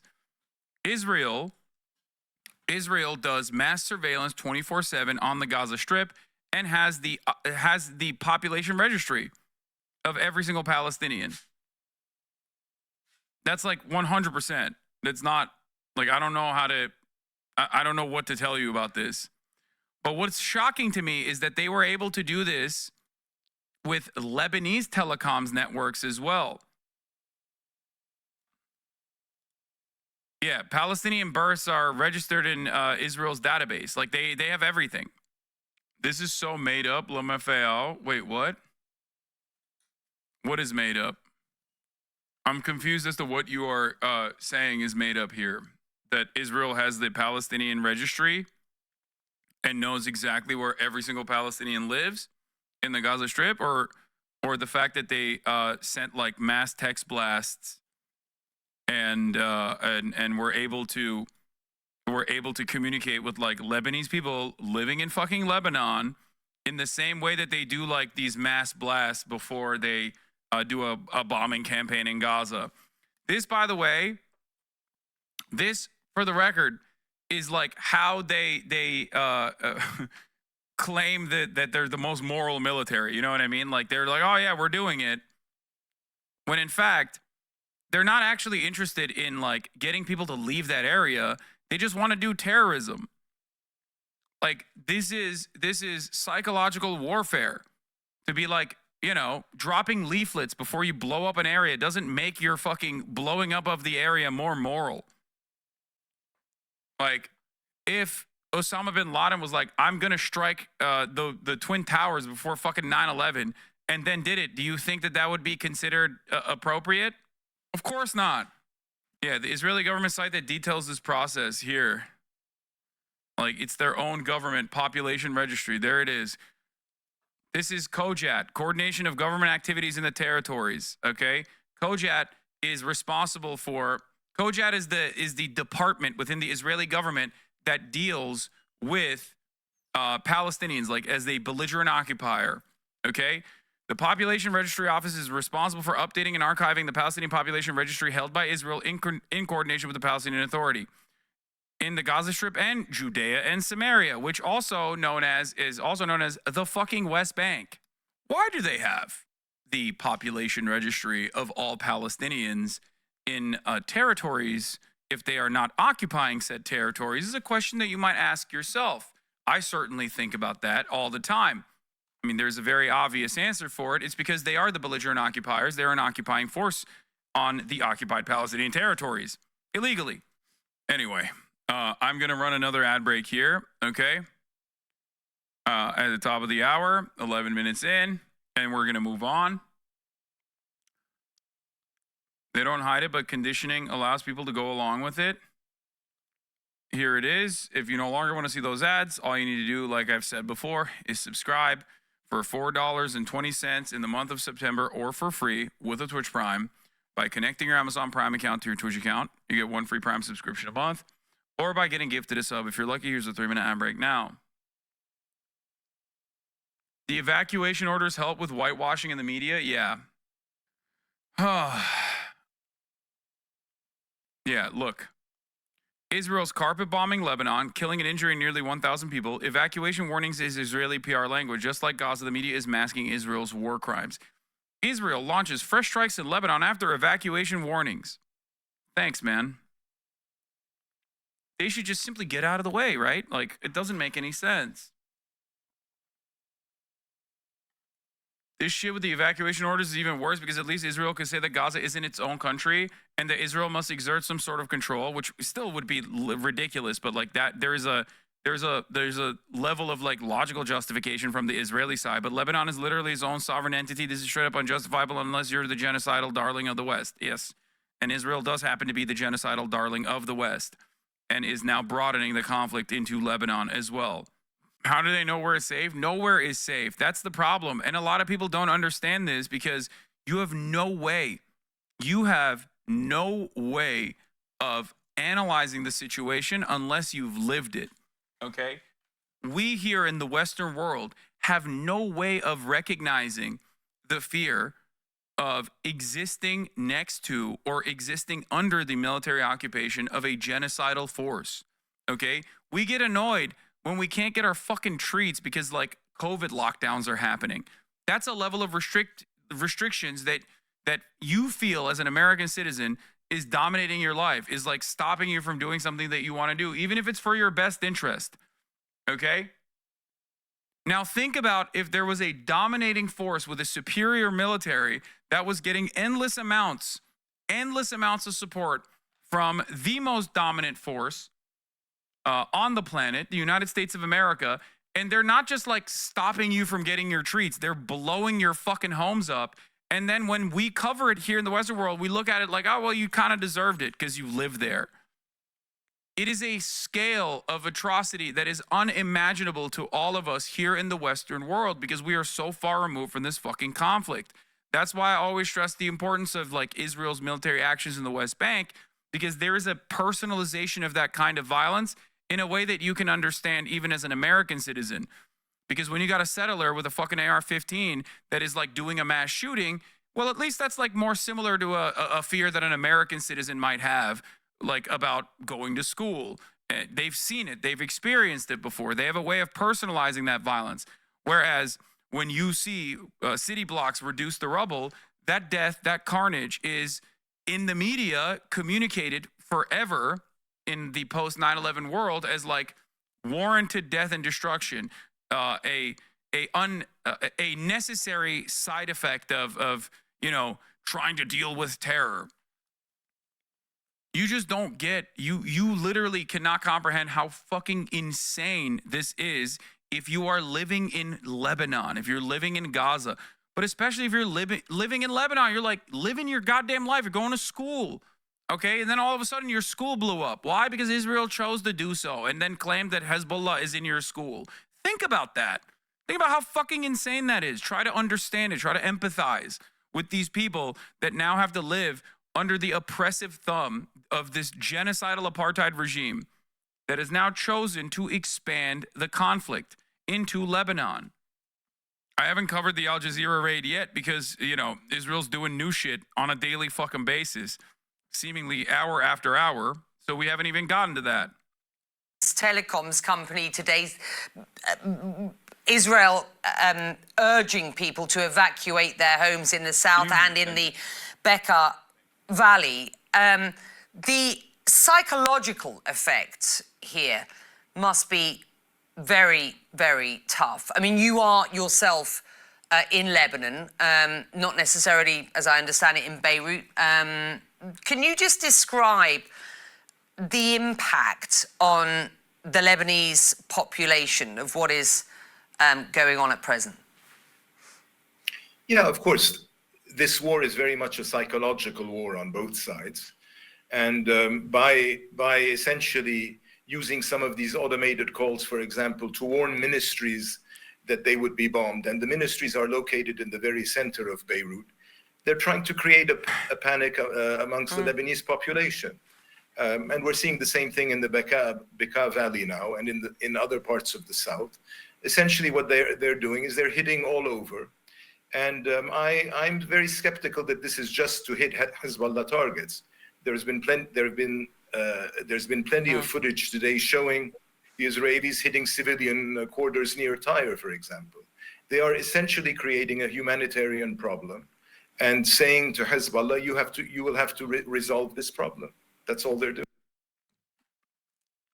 It's so funny to just like have Western media basically describe terrorism without using the term, because that term is a political term that is applied only to the enemies of the American state or the Israeli state, enemies of ourselves and our allies. Like, what this person described right here is just straight up what terrorism is designed to do, okay? The issue is when Israel does it, it is not considered terrorism, okay? No, you don't get it, Hasan. It's psychological warfare intended to spread fear among the population is not terrorism. Exactly. It like using the dictionary definition of terrorism while simultaneously avoiding the term is yeah, kind of funny. It'd be funny if it wasn't so damning and so obvious in its application here. And it's very cruel. While you and I have been talking. Once again, if you want to predict what's going on in the future, one thing you can always do is look to the past, and you don't even look to like, you can look into the immediate past, the past year of Israel's actions in Gaza to understand exactly what the fuck they're doing. Which is, you know, someone in the chat joked and said, oh, when will we start hearing like Hezbollah run health ministry? You will hear it. You will hear it soon. And you don't have to have the gift of foresight bestowed upon you by Apollo or some shit to know that, because that is just how we operate, okay? That's it. And you can see it as like a trial balloon, right? What Israel did in Gaza and the way that the Western world reacted to it, or rather the lack of reaction and the lack of accountability, basically taught them the lesson that they wanted to fucking learn, which is, oh, we can do whatever the fuck we want and get away with it. They're not going to do shit about it, okay? And that's precisely where we are. Who created the word, though? What do you mean? I mean, I don't know what like the original application of the word terror was. I don't know the etymology of it, but I suspect it was probably Western powers at a certain point. That doesn't really matter though, because we're talking about the contemporary application of the term terrorism, which is specifically specifically utilized against non-state actors who are against the American state and against the Western superpowers in the world. It was after Napoleon Bonaparte almost got assassinated. Yeah, I mean, it doesn't matter what the historical usage of the term is. What matters right now is the designation and what that designation does. That designation plays a very formative role in the way that the broader society looks at the people who are quote unquote terrorists. That designation also has a lack of legal standards in terms of how you can treat these enemy combatants. They are no longer standard enemy combatants. The rules of war do not apply to said enemy combatants. They are now considered terrorists, as in enemy combatants that you can deny habeas corpus laws to, that you can officially deny normal human rights to. You can torture them. You can do whatever the fuck you want. Capri Sun Poppy, thank you for the raid. Hope you had a good stream. Lebanon's health ministry has just announced 274 now killed in the Israeli strikes on Lebanon. We had been quoting a number of 180 up until this point, so the number's increasing. Sadly, these are deadly strikes. The Israelis' argument is that they are striking Hezbollah buildings, storing weapons amongst civilians. And they will suggest that some of the videos that are being seen of their strikes show secondary explosions, indicating that missiles are... Classic. Oh my God. Again, classic. Well, but there were secondary explosions. Like, obviously, they were actually striking missile depots, right? I mean, it's classic. Secondary explosions. Remember, secondary explosions. They did this with Gaza as well. Okay? They did this with Gaza as well. Yeah, make no mistake. There's no way that it could be a gas line. There's no way that it could be near, I don't know, a fire that catches a bombing campaign that ends up causing secondary explosions as a direct consequence of like hitting, I don't know, like a gas station or anything like that. They did this, literally, they did this with a fucking tent city in Rafah, if you recall. Secondary explosions, I mean, maybe there was a weapons depot right there. Once again, it is always the same attitude. And it's wild that, like, CNN is still reporting on it in the same way. Stored underneath residential buildings. What do you make of the very targeted warnings from the Israelis and their argument as to why they are attacking Lebanon at present? Well, I mean, I've seen that footage. It's true. They have hit what looks to be armed storage facilities. But honestly, we have to move beyond this. This is, as I said, this is a war. This is to reach a political objective. The Israelis, of course, have killed nearly 300 people, but they want a political objective here. It's to force Hezbollah to retreat from the border north of the Litani River. And in order to do so, as I said, they want to create a humanitarian problem for the party, and particularly for the Shia community. So, I mean, I would take with a grain of salt, not everything they've hit today was Hezbollah arms depot. And the fact of the matter is most citizens, when they tell them to leave an area, if you live near an arms depot, leave this area. Well, most Lebanese don't know that they're sitting next to an arms depot, or even if there is an arms depot in their neighborhood, of course. So there is an element of psychological warfare here. They want to... Oh, dude, yeah. It's just the arms depot, dude. They're all over. That's just what it is, dude. That's why it's allowed to do so. You're allowed to do so. Make no mistake, okay? Territory struck in northern Israel that are direct military targets by Hezbollah, that's terrorism. That is done specifically to get everyone in northern Israel to leave northern Israel, evacuate to the nearest bomb shelter, or just like leave northern Israel altogether, okay? But if it happens in Lebanon with zero indication that this is actually a fucking military base or anything like that, then that is not an act of terror. They're just engaging in a defensive posture while also simultaneously trying to do psychological warfare on the civilian population, which, make no mistake, is not terror when Israel does it. Okay?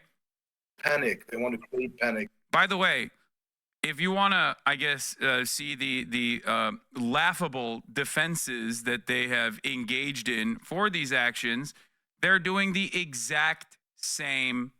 They're doing the exact same shit that they did. Okay. Warning: Israel's in the process of doing a deception campaign in order to justify bombing the homes of southern Lebanon. They're dropping illumination flares and bombing homes with small ammunition multiple times to make it look like weapons depots exploding. This video shows clearly the small bombs dropping from the sky to simulate the explosions with the flare. I don't know the veracity of this. I don't know the veracity of like this video. I don't know if it's like directly from this incursion or if it's from another one, but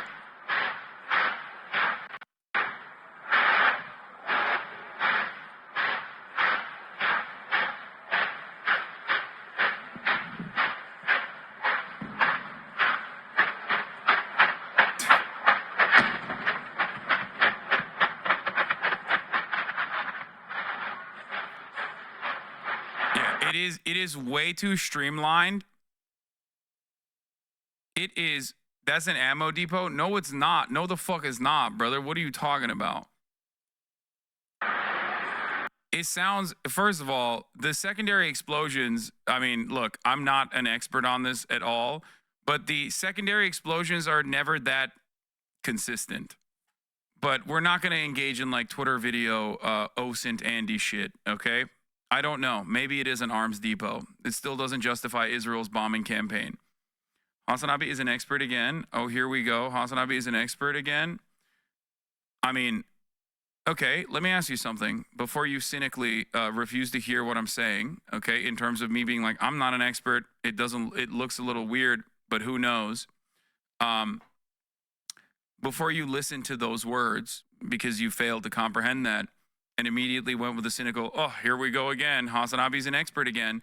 I'm sure you're going to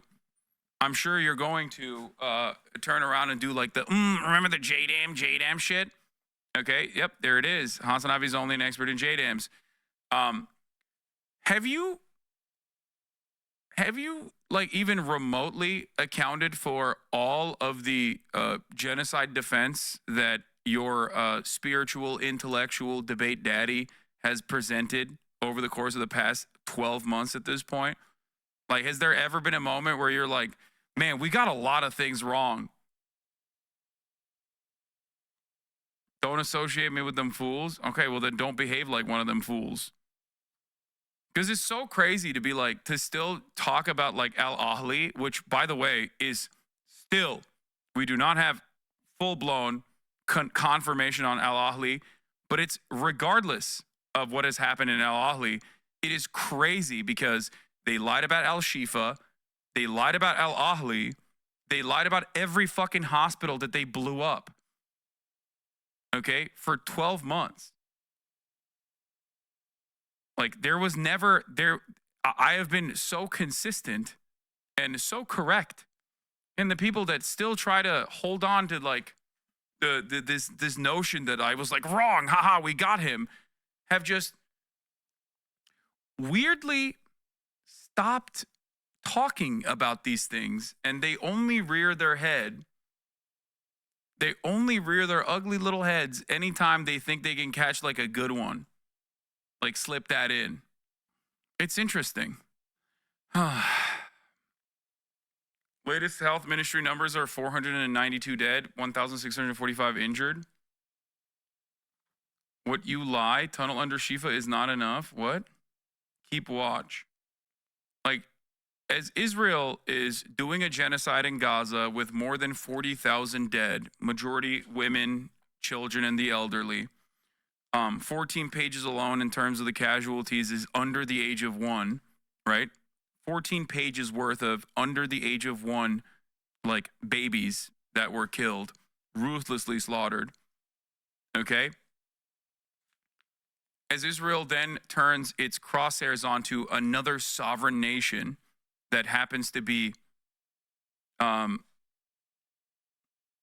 another sovereign nation that happens to be to have the misfortune of being neighbored with Israel, and Israel is like viciously blowing them up and lying every step of the way in the exact same way that they have lied about Gaza. Okay, you still turn around, and go, remember Al Ahly? Come on, you're not a serious person. You're not. Wait till we get to, this was a Hezbollah rocket that misfired. It'll happen, you know?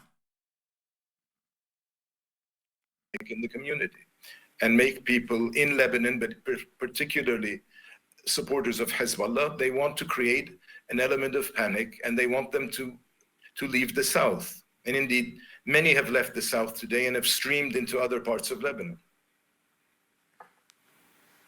And we've seen the images of thousands of people on the move.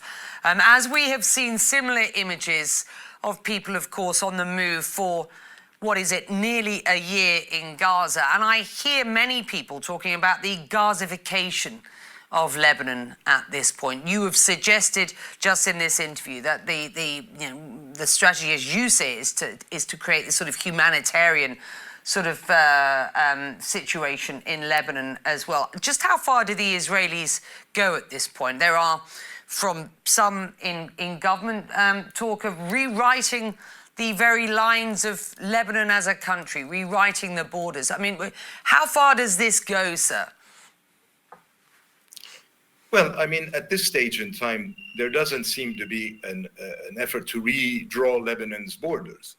On the contrary, I mean, my suspicion is that the Israelis want to avoid a land incursion into Lebanon. They're trying to get the message to Hezbollah, it seems, that do they? It doesn't seem like it.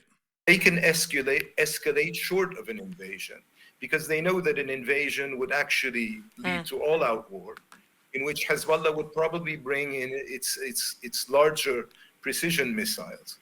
At this point, however, what they seem to be doing is they're offering Hezbollah the following equation. Guys, everybody understands that a ground invasion incurs a heavy price for the Israeli military. Israel understands this better than anyone else. This has already happened, and they already failed in Lebanon. This is precisely the reason why they're engaging in the same exact bombing campaign that they engaged in fucking Gaza.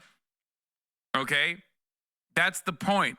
The point is, you literally pummel Lebanon as hard as you can, so then your fucking cowardly troops can storm and kill the rest of whoever the fuck they want to kill in the area.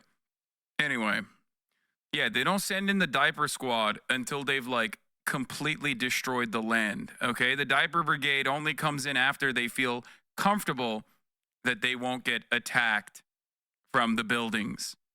When there are no buildings that are left that are sustainable, that every building has become a death trap, basically. Only then does the diaper brigade roll in with their fucking tanks.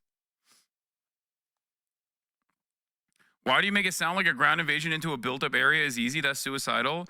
It's never easy. That is precisely the reason why they haven't even been able to fucking like destroy Hamas militarily. Besides, like, obviously Hamas being an idea and a form of resistance, and not like simply a standing military force that you can eviscerate. Okay? It is difficult. It is, if not damn near impossible. Hasan, I'm Lebanese. If Harris would be better at foreign policy than Trump, I hope, would Harris deal with Israel in a tougher way than Biden? I mean, she has the capacity as vice president and also currently the presidential candidate to deal with Israel in a tougher way than Biden, but she's not. And if I could predict this happening, right? And I don't even think this was like a crazy prediction, because I've been saying for months now, literally 4 months, what Israel is doing. Now, I've said 4 months Israel would inevitably do. And if I could see it, I'm sure they can as well. If you want to escalate and lead to all-out war, then it's your responsibility, and the backlash will be against you in Lebanon. But if you don't want to escalate and start hitting Israeli cities and infrastructure using your large missiles, then you're going to have to accept that we will continue to escalate until you accept our conditions on the border. This is the dilemma that they're trying to create for Hezbollah.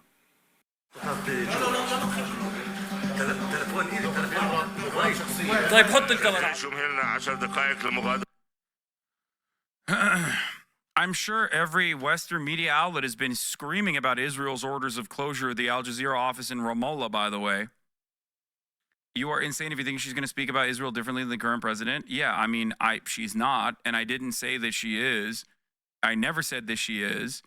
I tried to make an argument over and over again that it is opportunistic of her to do so, and yet, despite all evidence showcasing that her basically stating a different position than Biden would be beneficial for her, she has refused to do so because she is cowardly. Yeah, they're forcing them closed for 45 days. I wonder why. I wonder why Benjamin Netanyahu also said he won't do a ceasefire for 45 days. And I wonder why they said that they're closing Al Jazeera in Ramallah for 45 days, which is in the West Bank, by the way. Not an apartheid. It's simply a military occupation. You don't understand. Must be a fucking coincidence that we are 45 days out from the upcoming American election. Interesting stuff. Also, this is what the police are doing to the Orthodox Jews in Israel, protesting the mobilization and Netanyahu's war this evening, but that happens all the time. You know, I mean, guys, this is the most moral democracy in the world. Come on. Come on now. Best democracy, safest place for Jews. Straight up. I mean, Biden said it. Biden said it himself. If Israel didn't exist, there would be not a single safe space for Jews around the planet. Saying that as the American president is, of course, more of a threat than anything else. But, I think I have to sign it. Oh, here's also what Israel. אשר מסתירים טיל שיוט בבית אזרחי לגמרי. בו הם מייצרים פתח מיוחד, יהודי, לשיגור הטיל. ממנו הם מבצעים שיגור של הטיל לעבר שטח מדינת ישראל. כאן ניתן לראות כיצד זיהינו את המחבלים, פותחים את הפתח היהודי במבנה וחושפים את הטיל. אנחנו זיהינו זאת מהאוויר, ובהתאם לכך ביצענו תקיפה ממוקדת, חיסלנו את המחבלים, ומשם תקפנו באופן מדויק את המבנה ואת הטיל. IDF spokesman revealed Hezbollah tried to launch a cruise missile from a house in Lebanon. There's also the they got the red circles out. Boys, they got the red circles out. You can never it's over. It's over. They got the red circles, they got the fucking they also have the CGI. Where is the I'm sure you've seen the fucking CGI videos as well that they did with the Al-Shifa hospital. Remember, there was a Hamas headquarters. There was a Hamas headquarters under Al-Shifa, and they knew it. Why? There was a command center for Hamas under Al-Shifa. How do we know that? Well, we didn't. They just made it up, and then they made a cool graphic to showcase that. They're doing that as well. They're doing that again. They're doing that again. They got their fucking CGI videos. IDF releases footage of an airstrike against the home in Lebanon where Hezbollah had stored munitions. The video shows a rocket flying out of the building following the strike, hitting an adjacent home. Where is it? I can't tell anything from this. Oh, here. This is what's here. Wait, Nasrallah is developing Hezbollah missiles in the homes of Lebanese citizens, using the civilian population as human shields. Any civilian living near Hezbollah weapons should leave their home. Guys, they have AI. They have AI propaganda again, okay? Here's a real thing that's happening, which is why we turned to DAL E2 to visualize this very common thing that's actually happening. Hasan Nasrallah is doing this all the time in Lebanon. Okay? Where is the video, though? Hold on. I got to show you the video that they made. Oh, here. Hezbollah terrorist organization has been continuously launching attacks on Israeli civilians and has no plans to stop. This is southern Lebanon. There are dozens of Lebanese villages situated along approximately 80 kilometers of the border with Israel. For over 20 years, Hezbollah has deployed its arms inside homes. Why are they speaking in English when they're talking about this? Why are they explaining this in English? I just don't get it. Is it the official language of Lebanon? Is it the official language in Israel? Why is the Israeli military person explaining this operation in English? I wonder. I just can't seem to place my finger on it. Why are they doing that? Why are they doing it? Hezbollah, Hamas. And militarized civilian infrastructure. As a result, the Hezbollah terrorist organization has turned southern Lebanon into a battlefield. This is a village in southern Lebanon. Okay, this is what I was going to show you. Beautiful. Beautiful. Perfect. I mean, this is, yeah. I have not seen this one before. I mean, this certainly is new. Where else have I seen this? Well, if you say so, in this illustration, in this 3D rendering, that, you know, these are all weapons depots inside of hospitals, inside of schools, inside of civilian infrastructure. Well, I guess if you say so, well, I'm inclined to believe you because, like, I mean, you've never led me astray. You've never lied to me. You've never lied to me before, Israel. You know? Hezbollah stores cruise missiles, rockets, launchers, and UAVs inside civilian homes, hidden behind the Lebanese.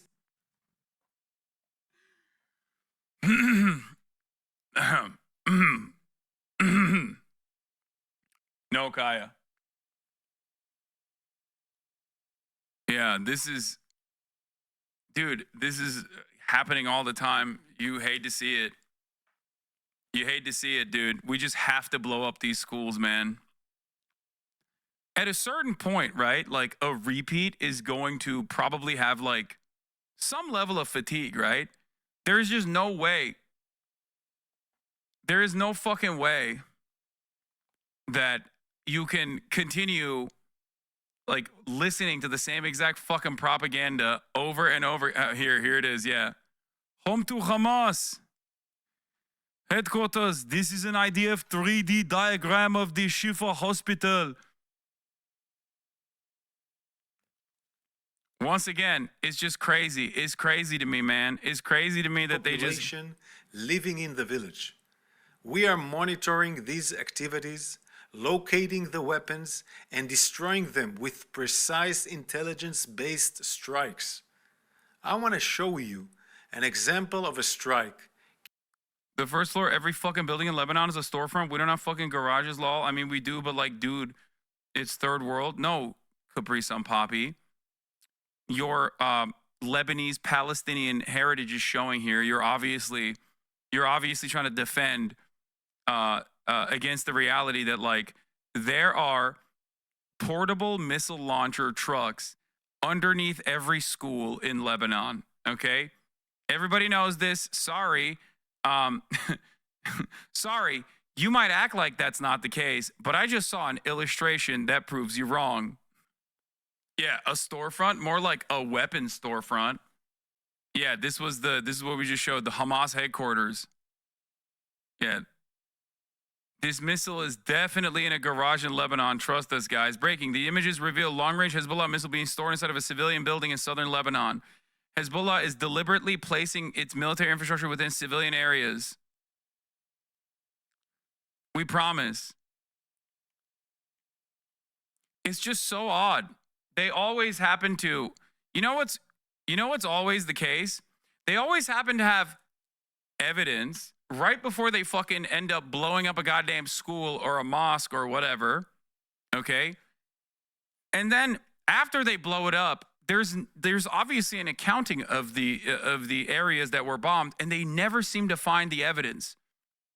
And it's so crazy. I don't know if like both Hamas and Hezbollah have these like incredible cleanup teams or something. They just always they end up, get this, like in Al Shifa where there was a command and control center, they somehow were able to secretly cement all of the fucking entrances into the hospital between the tunnel system, and it just seemingly looked like it was out of use. I don't know how they were able to do such a thing. It's just crazy. They must have had like some new kind of cement technology that they invented to literally purposefully seal off an area in real time as the guys were coming in, knowing full well that like the Israeli military was coming in, so they just like were able to cement it and shut it off entirely. You're being so rude. The IDF soldiers worked super hard on that drawing. He even had his tongue sticking out while he did it because he was so concentrated. Yeah, it's just crazy, man. It's crazy. I don't know how they do it, but I guess they spend all their time and effort in putting those things under these storefronts and then like clearing the area once they're bombed. It's just a wild situation. Living in the village. We are monitoring these activities, locating the weapons, and destroying them with precise intelligence-based strikes. I want to show you an example of a strike carried out a few weeks ago. Here we are exposing Hezbollah's method of hiding a cruise missile inside a home. The terrorists create a designated opening for the missile launch. Here you can see how we identified the terrorist making an opening in the building that exposed the missile. In a precise strike, the IDF eliminated the terrorist and this missile launching infrastructure shortly before the launch. Shortly, the IDF will engage in extensive precise strikes against terror targets which have been embedded widely throughout Lebanon. We ask residents... Grandma has a cruise missile underneath her bed, dude. That is how it is. It's not a house. It's in the middle of nowhere, no roads. Yeah, I know. Notice how the fucking thing that they're blowing up here doesn't look like the actual thing that they blow up regularly in the middle of a fucking crowded neighborhood. What an interesting standard. Because this real-time footage from what they blew up does not really look like this. So I don't really understand how they got from this, which is what like they are actually blowing up, that kills, hundreds of civilians, now up to 400 at this point. But when they're like, oh yeah, we found a missile depot, it's like no fucking road near it, nothing. Just a random fucking building. We aren't supposed to analyze the video, just deep throat the boot and move on. Are you saying Dumbo's lying to me? Yes, I am. The IDF eliminated the terrorist and this missile launching infrastructure shortly before the launch. Shortly, the IDF will engage in extensive precise strikes against terror targets which have been embedded widely throughout Lebanon. We ask residents of Lebanese villages to pay attention to the message and warning published by the IDF and heed them. This is an advance warning for your own safety and the safety of your family. Very good. We advise civilians from Lebanese villages located in and next to buildings and areas used by Hezbollah for military purpose, such as those used to store weapons, to immediately move out of harm's way for their own safety. I want to repeat, move out of harm's way immediately. Hezbollah is endangering you and your families. On October 8th, the Hezbollah terrorist organization decided to join. For the record, the reason why they're doing this in English is so that it's propaganda. They do it in Hebrew and they do it in Arabic as well. But the English version of this is obviously for propaganda for the Western world, for a Western audience, to be like, look at how moral we are. Look at how good we are in the way that we're conducting our special military operation. You know, and it's just a repeat of like what they've done so far. You are the target audience. Well, maybe not you in particular, but your parents that watch CNN and get their news and information exclusively from Western media without without adding a shred of critical thinking skills into the equation. That is who the target audience is. That's why it's in English. Yeah, for the record, they're striking areas that look more like this. So that's weird, because like, but in their UAV drone strike footage, they just didn't show that. So what's going on there? How'd that happen? Yeah, move out of harm's way, as in move out of Lebanon. Sorry. Some of you are gonna die, but that's a sacrifice I'm willing to make. Thank you, Israel. Very cool. A couple more points of propaganda that I want to mention. Here it is. The IDF spokesperson, the Arab media, posted this order of forced expulsion targeting Lebanese residents on his Twitter account.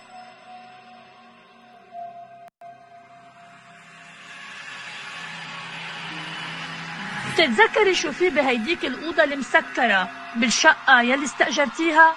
شو عطوك تخبي تحت الكنباية؟ بحياة ستي ما كنت بتعرفي؟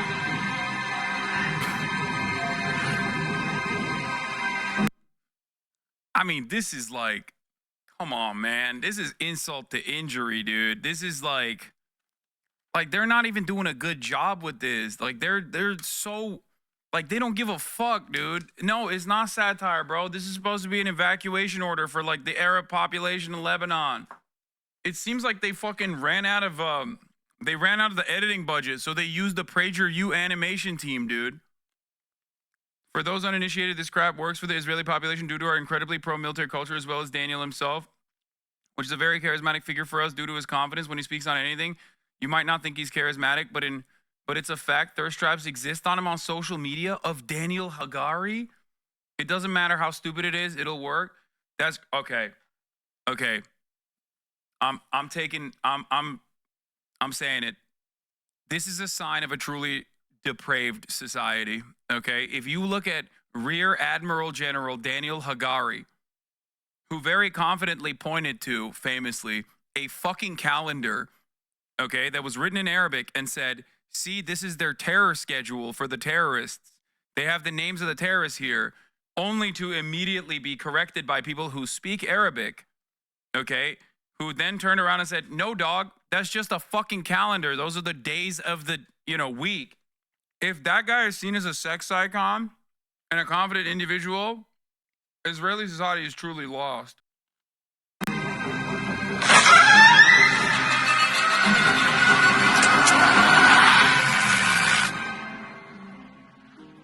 إذا يوجد لديك أو لدى جارك أسلحة، غادر المنزل من دون أي امتعة فورا. اذهبوا إلى الوادي، إلى المسجد أو إلى المدرسة. هذا نداء أخير.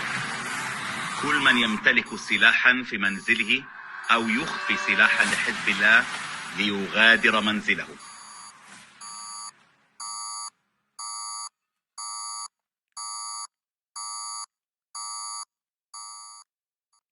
Great stuff, man. Thank you. Yeah, go to the nearest mosque or school so we can bomb the mosque or school. And then say you were hiding guns, silah, under said mosque or school. Good stuff. What is this?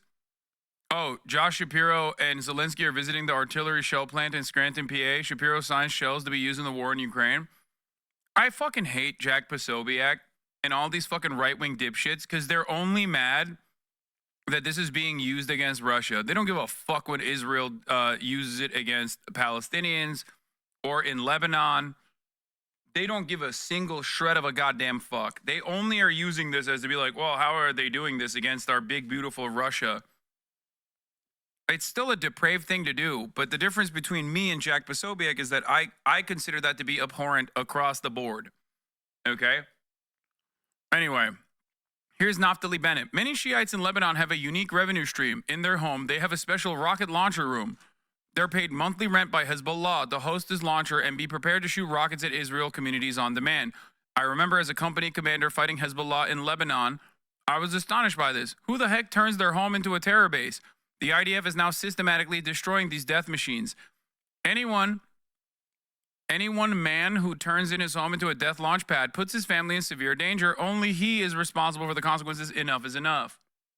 I hate this kind of shit because like so many people run with this. And it's just people don't necessarily look at this as like permission structure being created in real time to kill grandmothers. Okay? Like it's so nutty. Especially when like Israel's been doing this nonstop in fucking Gaza. I have a message for the people of Lebanon. In English. Israel's war is not with you. It's with Hezbollah.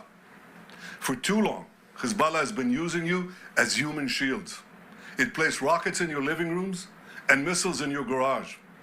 Those rockets and missiles are aimed directly at our cities, directly at our citizens. To defend our people against Hezbollah strikes, we must take out those weapons. Now, starting this morning, the IDF has warned you to get out of harm's way. I urge you, take this warning seriously. Don't let Hezbollah endanger your lives and the lives of your loved ones. Don't let Hezbollah endanger Lebanon. Please, get out of harm's way now. Once our operation is finished, you can come back safely to... Yeah, totally. Remember when they did this in Gaza too? Same exact thing. Come back to your blown up houses that you have rocket stashes inside of. But it doesn't even make sense. It literally does not make sense. Yeah. Please get out of harm's way now. Once our operation is finished, you can come back safely to your homes. It's like, why? First of all, why would you care? If they're throwing rockets out of their homes, then why do you give a shit? You're going to kill them anyway. So what is this like, oh, just leave your homes bullshit? It logically doesn't make sense. It's also funny because he's like saying it in English. Here is the Israel Minister of Diaspora and Combating Anti-Semitism. Lebanon, even though it has a flag and even though it has a political institution, does not meet the definition of a country.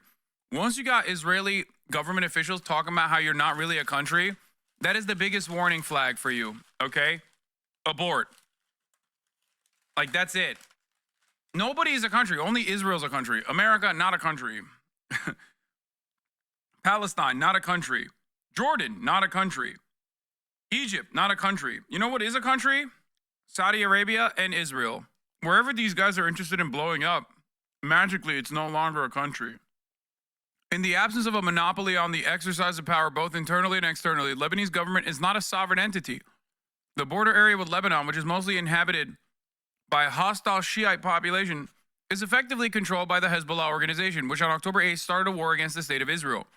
The organization, for those of you who forgot, was born with the landing of a Revolutionary Guards officer in the Bekaa at the end of the First Lebanon War. The First Lebanon War, you say? How did that happen?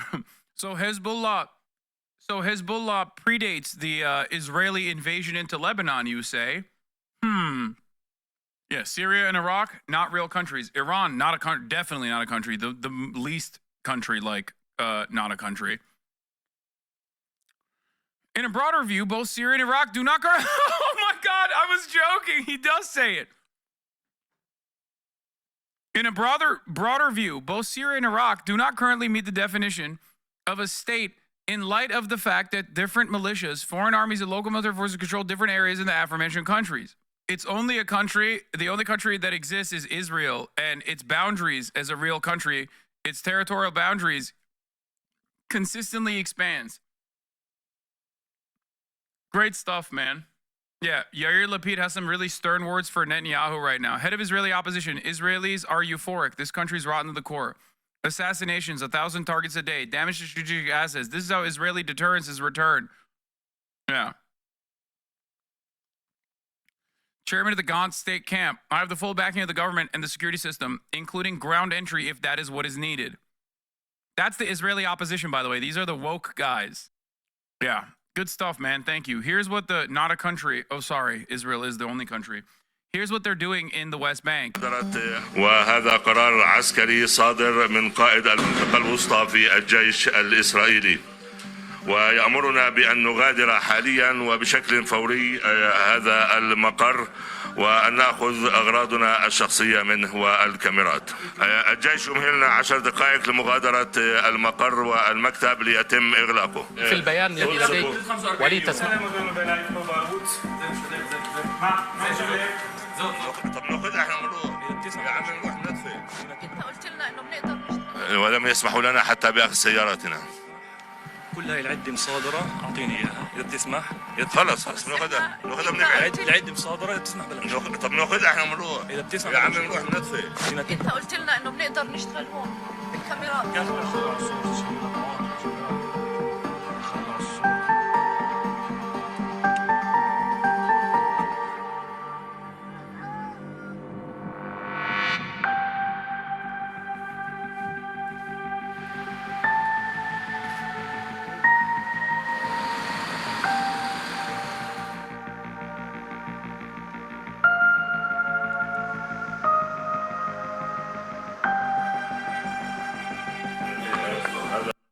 Like, how?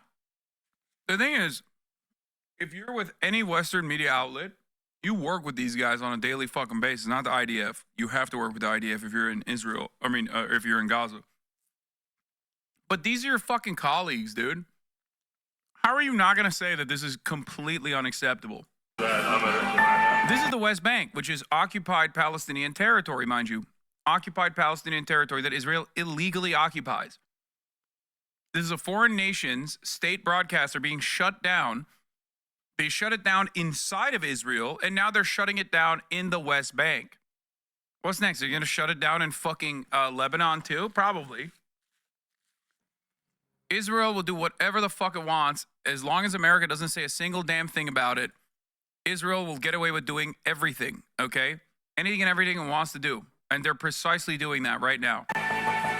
Transparently vengeance for Al Jazeera's crime of reporting the truth about what Israel is doing in the occupied Palestinian territories. The offices of Al Jazeera are in Ramallah, and Ramallah is Area A according to Oslo Agreement, which means it is under the Palestinian Authority, security and civil-wise. And the license of the office of Al Jazeera in Ramallah was issued by the Palestinian Authority. So Israel has no right, legally speaking, to close any office in any place in Area A or B. Yet they did it. And that means that Israel has practically eliminated any role or any authority of the Palestinian Authority. And we are back to the situation of full occupation.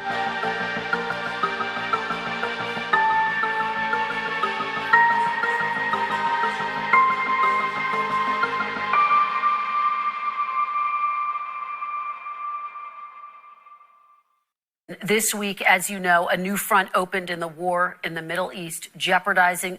Now, let's watch this disgusting little monster, John Fetterman. Now we're going to move to the United States of America. If you are personally wondering, like, how this kind of stuff is, like, seen in the Western world, it is not seen at all. Obviously, if you're watching here, you see it all the time. But the broader media coverage over this, conflict and Israel's expansion into Lebanon, or Israel's like violation of international standards,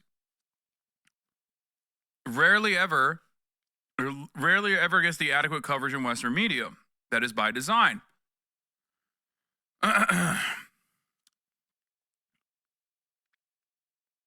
Didn't Jake Tapper throw down for Fox when Obama revoked or threatened access to the White House? Yeah, but he's a bitch. Oh, last thing from me on Lebanon from BM. Oh, the biggest Telegram news channel, 230K subscribers, says the Nakba of the Lebanese. Good stuff. Please stop shaking the table. Oh, sorry. It's funny because Hezbollah has voluntarily put out a video of their terror base and is in a house in Beirut. Yeah. I mean, they literally have multiple underground bases. Like I mean, this was a 4-minute video that we watched that showed like that they released as a deterrence. Please check my history. I sent you the Reddit thread with the bots talking about you. 22K upvotes. Houthis enter a school in Yemen and expel all the students. All they see it as a sin for girls to study. Where is it? I mean, I don't think they have it. Backward savages, you know, Islamophobic nonsense. You were saying there was like thousands of fucking comments. I don't think they have it. I don't think it was like that. There's 5,000 comments on this thread. There's yeah. I mean, this is catnip for Islamophobic pieces of shit. Okay. Oh, I scrolled past it. It doesn't matter. I don't care. All right, here, dude, here. Where was it? I don't think it's as severe as like botted in the way that you claimed it was. I'm gonna be honest. Show this to Hasan Piker. How do I tag Hasan? I mean, that's like a couple fucking weirdos. I don't think they're doing that. Isn't this a group Hasan loves? Remember when he said that's something Luffy would do? Yeah, this is not like botted at all. This is not even remotely botted. This is just like regular old Redditors that have a personal investment. Yeah, there's like a couple fucking comments. It's who cares? Anyway.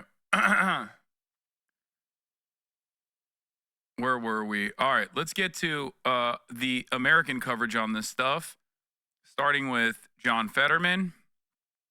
Ceasefire talks. Once again, remember that what Israel did, regardless of how much Western media has covered it as like a tactical brilliant strike or whatever the fuck, was an abject act of terror. It was in violation of many laws of war. It was a war crime. It was an act of terror. There's no other way to put it. And it's not simply my assessment of the situation. This is what the Office of Human Rights said. This is what many people who have spent their entire lives prosecuting war crimes have said already. And not only that, but even people like Leon Panetta, okay, former CIA Leon Panetta, okay, former United States Secretary of Defense Leon Panetta have said, okay, hold on, I'm going to start the conversation there. It doesn't matter what like Redditors are saying about it and how much they're celebrating it. Here is former CIA Director Leon Panetta calling Israel's explosive pager operation terrorism in an interview with CBS Today. Now, why is this significant? Is Leon Panetta a fucking woke guy? No, of course not. He's done countless acts of terror. The reason why he is calling it an act of terror is because he understands the fucking implications, okay? When you got former stooges coming out and saying, this is a war crime, this is an act of fucking terror, when they themselves have conducted similar operations, maybe not to this degree, the reason why they're saying that is because they understand the repercussions this will have in commerce, the soft power implications this will have, and the fact that people will move away from consuming like regular civilian products because they're fearful that Israel might infiltrate the logistics of said regular civilian products. Still exploding pagers and walkie-talkies on the scale that we saw this past week, killing dozens and injuring thousands, including children, some viewed as a deception one step too far. The United Nations labeled the operation a violation of international law, and it's raised some eyebrows here at home, too. The ability to be able to place an explosive in technology that is very prevalent these days and turn it into a war of terror, really, a war of terror. This is something new. Is it terrorism? I don't think there's any question that it's a form of terrorism. Former Defense Secretary and former Director of the CIA, Leon Panetta, wasted no words in describing what he fears may be the result of letting this particular genie out of the bottle. Yeah, if there's a motherfucker who knows blowback, it's this dude. Okay? Yeah, woke. Yeah, Mr. Woke himself, former CIA director Leon Panetta, Mr. fucking woke, dude. He's just being woke. He's a radical Islamist fundamentalist. That's what it is. I think he just like really loves Hezbollah or whatever the fuck losers say online when someone goes, "Hey man, this is an act of terror. What the fuck are you talking about?" Yeah. He must be Hamas. Or maybe he understands that opening up this fucking Pandora's box is going to be devastating in terms of how conflicts play out around the world. You can't consistently assume that like your enemies will never be able to do things to you that you have done to them, okay? You can't operate under the might is right assumption always, especially when it comes to espionage like this. I think it's very stupid.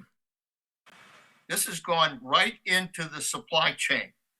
Yeah. Right into the supply chain.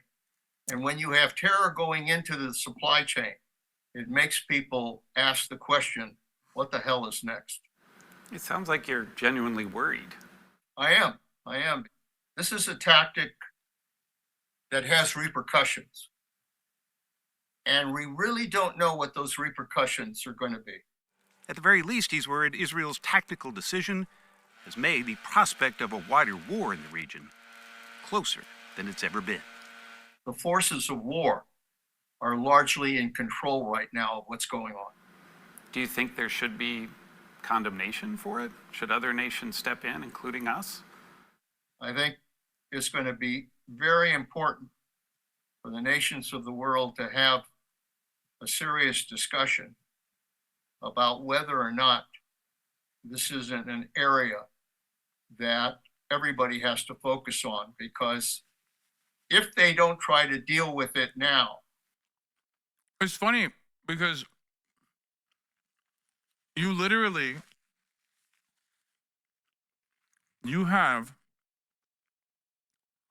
laws set in the books, okay? Specifically because of what he is mentioning. Every aspect of regulation is written with the ink of blood, okay? Whether it be OSHA or whether it be international standards for how to do war.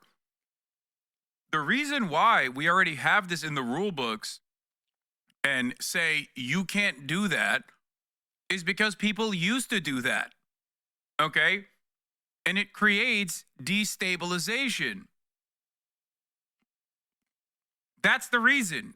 You don't have to have the gift of fucking foresight to recognize that opening up this can of worms is devastating for global stability, and it's bad for business. And if your goal is to literally do business, if your goal is to maintain global capitalism, then, you know, you're going to probably look at this and go, hey, this is kind of fucking up the bag a little bit. Mark my word, it is the battlefield of the future. Still explode. Yeah, great stuff, dude. Anyway, let's hear what this fucking dipshit had to say. Senator Bernie Sanders accused Prime Minister Netanyahu of sabotaging. Yeah, I mean, accused Prime Minister Netanyahu. Senator Bernie Sanders accurately just reiterated what is happening.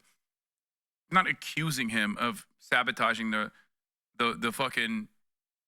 peace talks. He has been, and Bernie is correctly pointing to existing real things, like the top of the hour ad break. It's a real thing that is existing.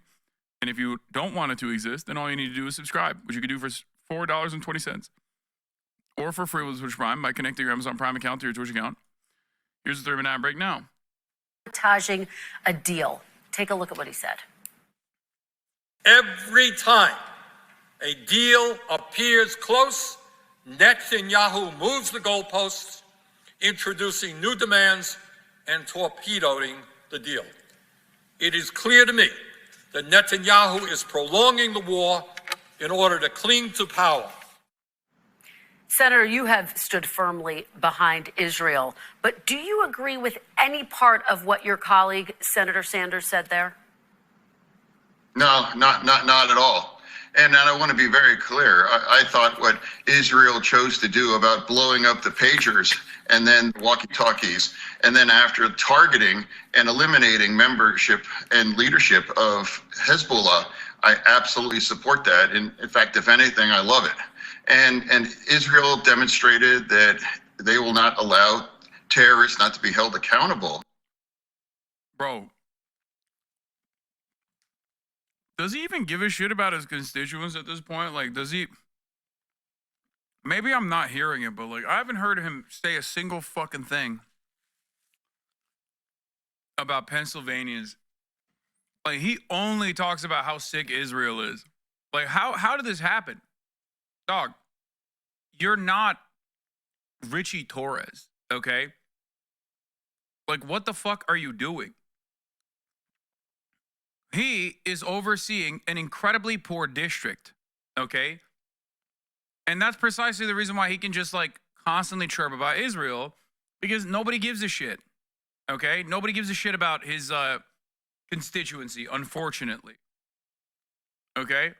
You, on the other hand, are a motherfucking senator from the state of Pennsylvania, okay? It is crazy. It makes no sense how hard he fucking goes for Israel. It does not make any sense. And I fully support that. And it's not about nothing that has what my colleague has said. Thanks for watching. Stay updated about breaking news and top stories on the NBC News app or follow us on social media.